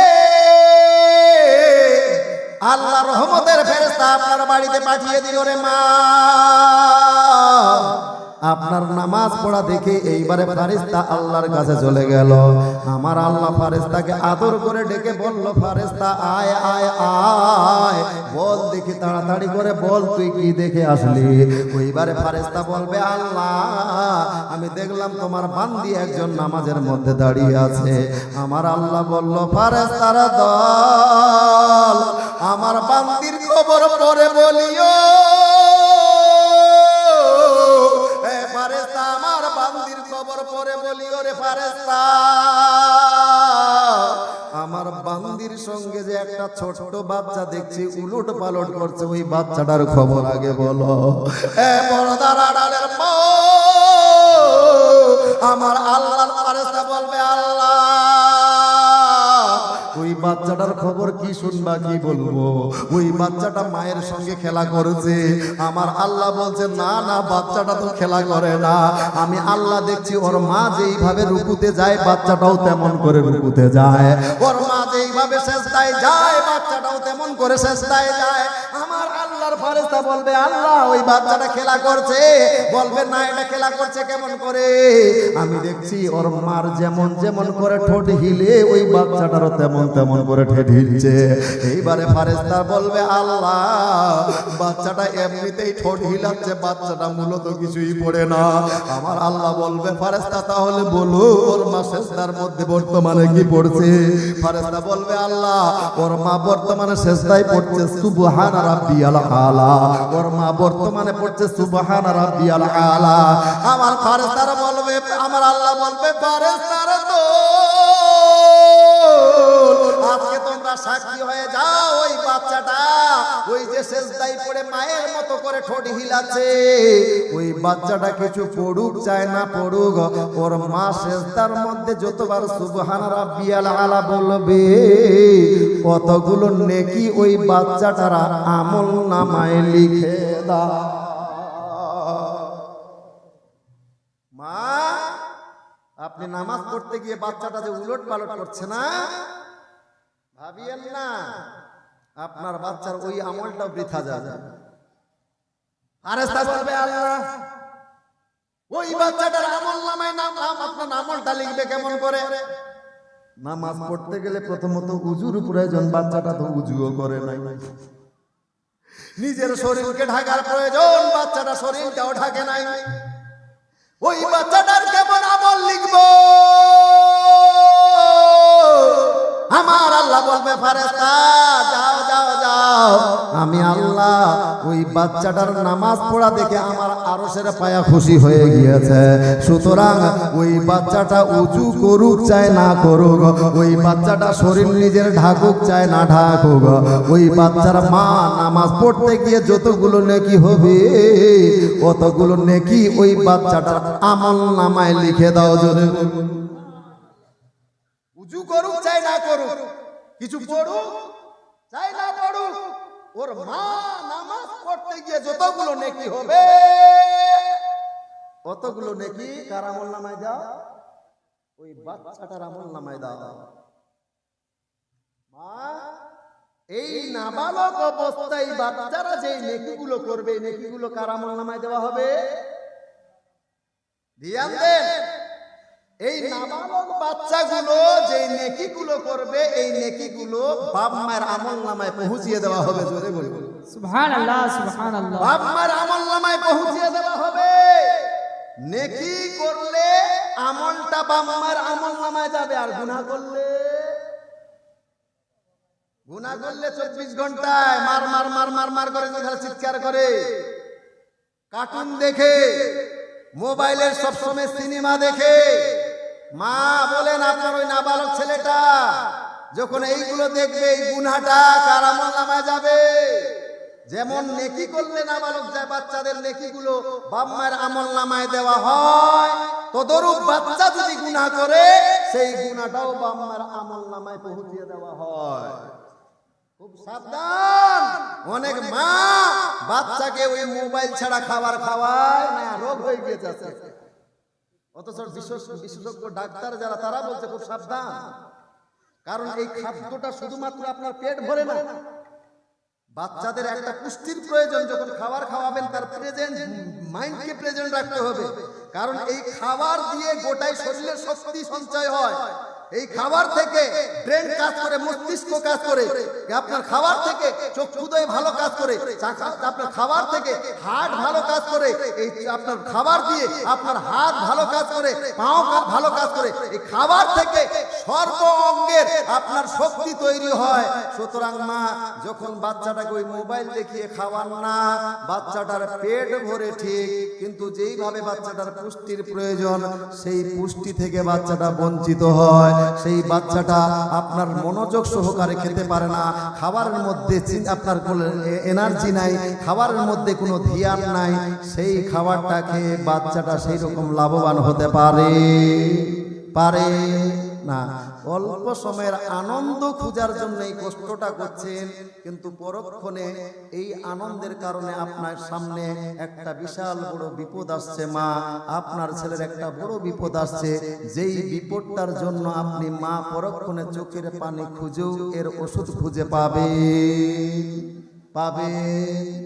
না। সাবধান, বাচ্চাকে মোবাইল থেকে বিরত রাখেন। যদি একান্তই দিতে হয়, তাহলে ওই আপনার খাবার টাইমটাতে কমপক্ষে দিয়েন না মা, অন্য সময় দিয়েন, খাবার টাইমে দিয়েন না। বলতে চাচ্ছিলাম, হযরতে খাজা গরিব নওয়াজের মা, হযরতে খাজা গরিব নওয়াজকে বলছে, এই বেটা মঈনুদ্দিন শোন। শুধু তাই নয় বেটা, তোমার যখন যখন দুগ্ধ খাবার প্রয়োজন হয়েছে, কাহা যা রায় জি बैठियो, अभी शेष कर दे, हम भी खत्म कर देंगे। 12:30 बजे से মা বোনেরা বিরক্ত হয়ে গেছে যাচ্ছে। এই ছোট ছোট ঘটনাটা বলে বাস বক্তব্য সমাপ্তি ঘোষণা করা। হযরতে খাজা মঈনুদ্দিনের মা বলছে, এই বেটা মঈনুদ্দিন শোন, শুধু তোমাকে পেটে ধারণ করে নামাজ নয় বেটা, তোমাকে যখন যখন দুগ্ধ খাবার প্রয়োজন হয়েছে, এই বেটা তোমাকে যখন যখন দুগ্ধ খাবার প্রয়োজন হয়েছে না রে বেটা, আমি তোমার মা প্রথমত উজু করেছি, তারপরে তোমারে দুগ্ধ পান করিয়েছি। জোরে বল। এই পর্দার আড়ালের মা হযরতে খাজা গরিব নওয়াজের মা বলে, রে বেটা মঈনুদ্দিন, তোমার যখন যখন দুগ্ধ খাওয়ার প্রয়োজন হয়েছে, আমি মা প্রথমত উজু করেছি, তারপরে তোমার মুখে দুগ্ধ দিয়েছি রে মা। তোমাকে বিনা ওযুতে এক ফোঁটা দুগ্ধ পান করায় নাই। জোরে বলুন সুবহানাল্লাহ, সুবহানাল্লাহ। হযরতে খাজা গরিব নওয়াজের মা বলছে, জীবনও তোমাকে এক ফোঁটাতে দুগ্ধ, কি বলে, এক ফোঁটা দুগ্ধ তোমাকে বিনা ওযুতে পান করায় নাই। আপনাকে আমি বলি না যে আপনাকে ওযু করে দুগ্ধ পান করাতে হবে, প্রত্যেকটা মাকে বলবো না, পারলে আলহামদুলিল্লাহ, ছেলে অবশ্যই ভালো হবে। আপনি যদি ছেলে ভালো চান, এই যুগেও আপনি যদি এই পদ্ধতিগুলোকে অবলম্বন করতে পারেন, আপনার ছেলে একজন নামাজি না, কি বলে, আপনার গৌস খাজা না হতে পারলো, কমপক্ষে একজন পরেজগার মুত্তাকি ছেলে তৈরি হবে। বেশ, আল্লাহর ওলি হওয়ার সম্ভাবনা আছে, কারণ নবুয়াতের রাস্তা বন্ধ হয়ে গিয়েছে, ওয়ালাতের রাস্তা বন্ধ হয় নাই। নবী আর আসবে না, কিন্তু এখনো ওলিদের রাস্তা খোলা আছে। হয়তো আপনার পেট থেকে অলি হতে পারে এমনও সন্তান। এই পদ্ধতিতে যদি নামাজ পড়তে আপনি বলে আপনার ছেলেকে লালন পালন করতে পারেন, তবে মা, বিশেষ করে কিছু ইয়ং জেনারেশন মেয়ে যারা সবে মাত্র বিবাহ শাদী হয়েছে আর বাচ্চা হয়েছে, এই মেয়ে ছেলেরা কি ভাবছে, মা আমি তো আপনাকে বলছি না যে গোসল করে উজু করে দুগ্ধ পান করান, কিন্তু বেহায়া বেপরদার সহিত রাস্তায় চৌরঙ্গিতে বসে বসে অর্ধ উলঙ্গ হয়ে বাচ্চাকে দুগ্ধ পান করায় কি করে? রাস্তায় বসে বসে বাচ্চাকে দুগ্ধ পান করাচ্ছে, আবার ঢাকিয়ে না অর্ধ উলঙ্গ অবস্থায়। কে দিয়েছিল আপনাকে এই ক্ষমতা? ও আপনার স্বামী আপনার অঙ্গের অঙ্গ দেখে নিল তো আর আপনার অঙ্গের কোনো দাম নাই, যাই দেখতে পারে তো ঢুকা। সাবধান। শ্বশুর বসে আছে, শ্বশুরের সামনে, শ্বশুরের সামনে, বাবার সামনে স্তন বের করে আপনার বাচ্চাকে দুগ্ধ পান করাচ্ছে। কারে বুঝাবো বলে? কে শোনাবে এই কথাগুলো? কাদের বুঝাবো আমরা? মুসলমান ঘরের বেটি জানে না পর্দা করতে হবে? বাচ্চাকে দুগ্ধ পান করার সময় কমপক্ষে পর্দা করতে হবে। আপনার দেওরের সামনে, আপনার শ্বশুরের সামনে, আপনার ভসুরের সামনে এই পদ্ধতিতে আপনার শ্বশুর ভসুর দূরের কথা, মা, আপনার মায়ের যে একটা মা, আপনার মেয়ে মানুষ কিনা, আপনার মায়ের সামনেও এই পদ্ধতিতে দুগ্ধ পান করাটা ভাব আপনার ঠিক হবে? ঠিক হবে না। ছেলেগুলো ছেড়ে দেন, নিজের মায়ের সামনে এইভাবে বিনা পর্দায় নিজের বাচ্চাকে দুগ্ধ পান করানো ঠিক হবে? হবে না। মহিলা থাকলেও আপনারাই বলেন তো, এই আমরা পুরুষ কিনা? আমাদের মধ্যে কোনো পুরুষ আমাদের সামনে, ছোট ছোট বাচ্চারা বাদ, কিন্তু সাবালক যারা, সাবালক মহিলা নাই কেউ, আমার চোখের সামনে একটা ছেলে উলঙ্গ হতে পারবে? উলঙ্গ হওয়া যাবে? ও ছেলেটা ভাবে যে কি হবে, আমরা ছেলে মানুষ, এ কি উলঙ্গ হলো, কি হলো? হতে পারবে? যেইভাবে একটা ছেলের সামনে একটা ছেলে অর্ধ উলঙ্গ হতে পারে, পারে না, তদরূপ একটা মহিলার সামনে উলঙ্গ হতে পারে, পারে না। আপনার মাও হলে আপনার মায়ের সামনে আপনি উলঙ্গ হতে পারে না। তো বাচ্চাকে দুগ্ধ পান করা মানে কি উলঙ্গ হওয়া? পারবে? সাবধান না, খুব হুঁশিয়ার।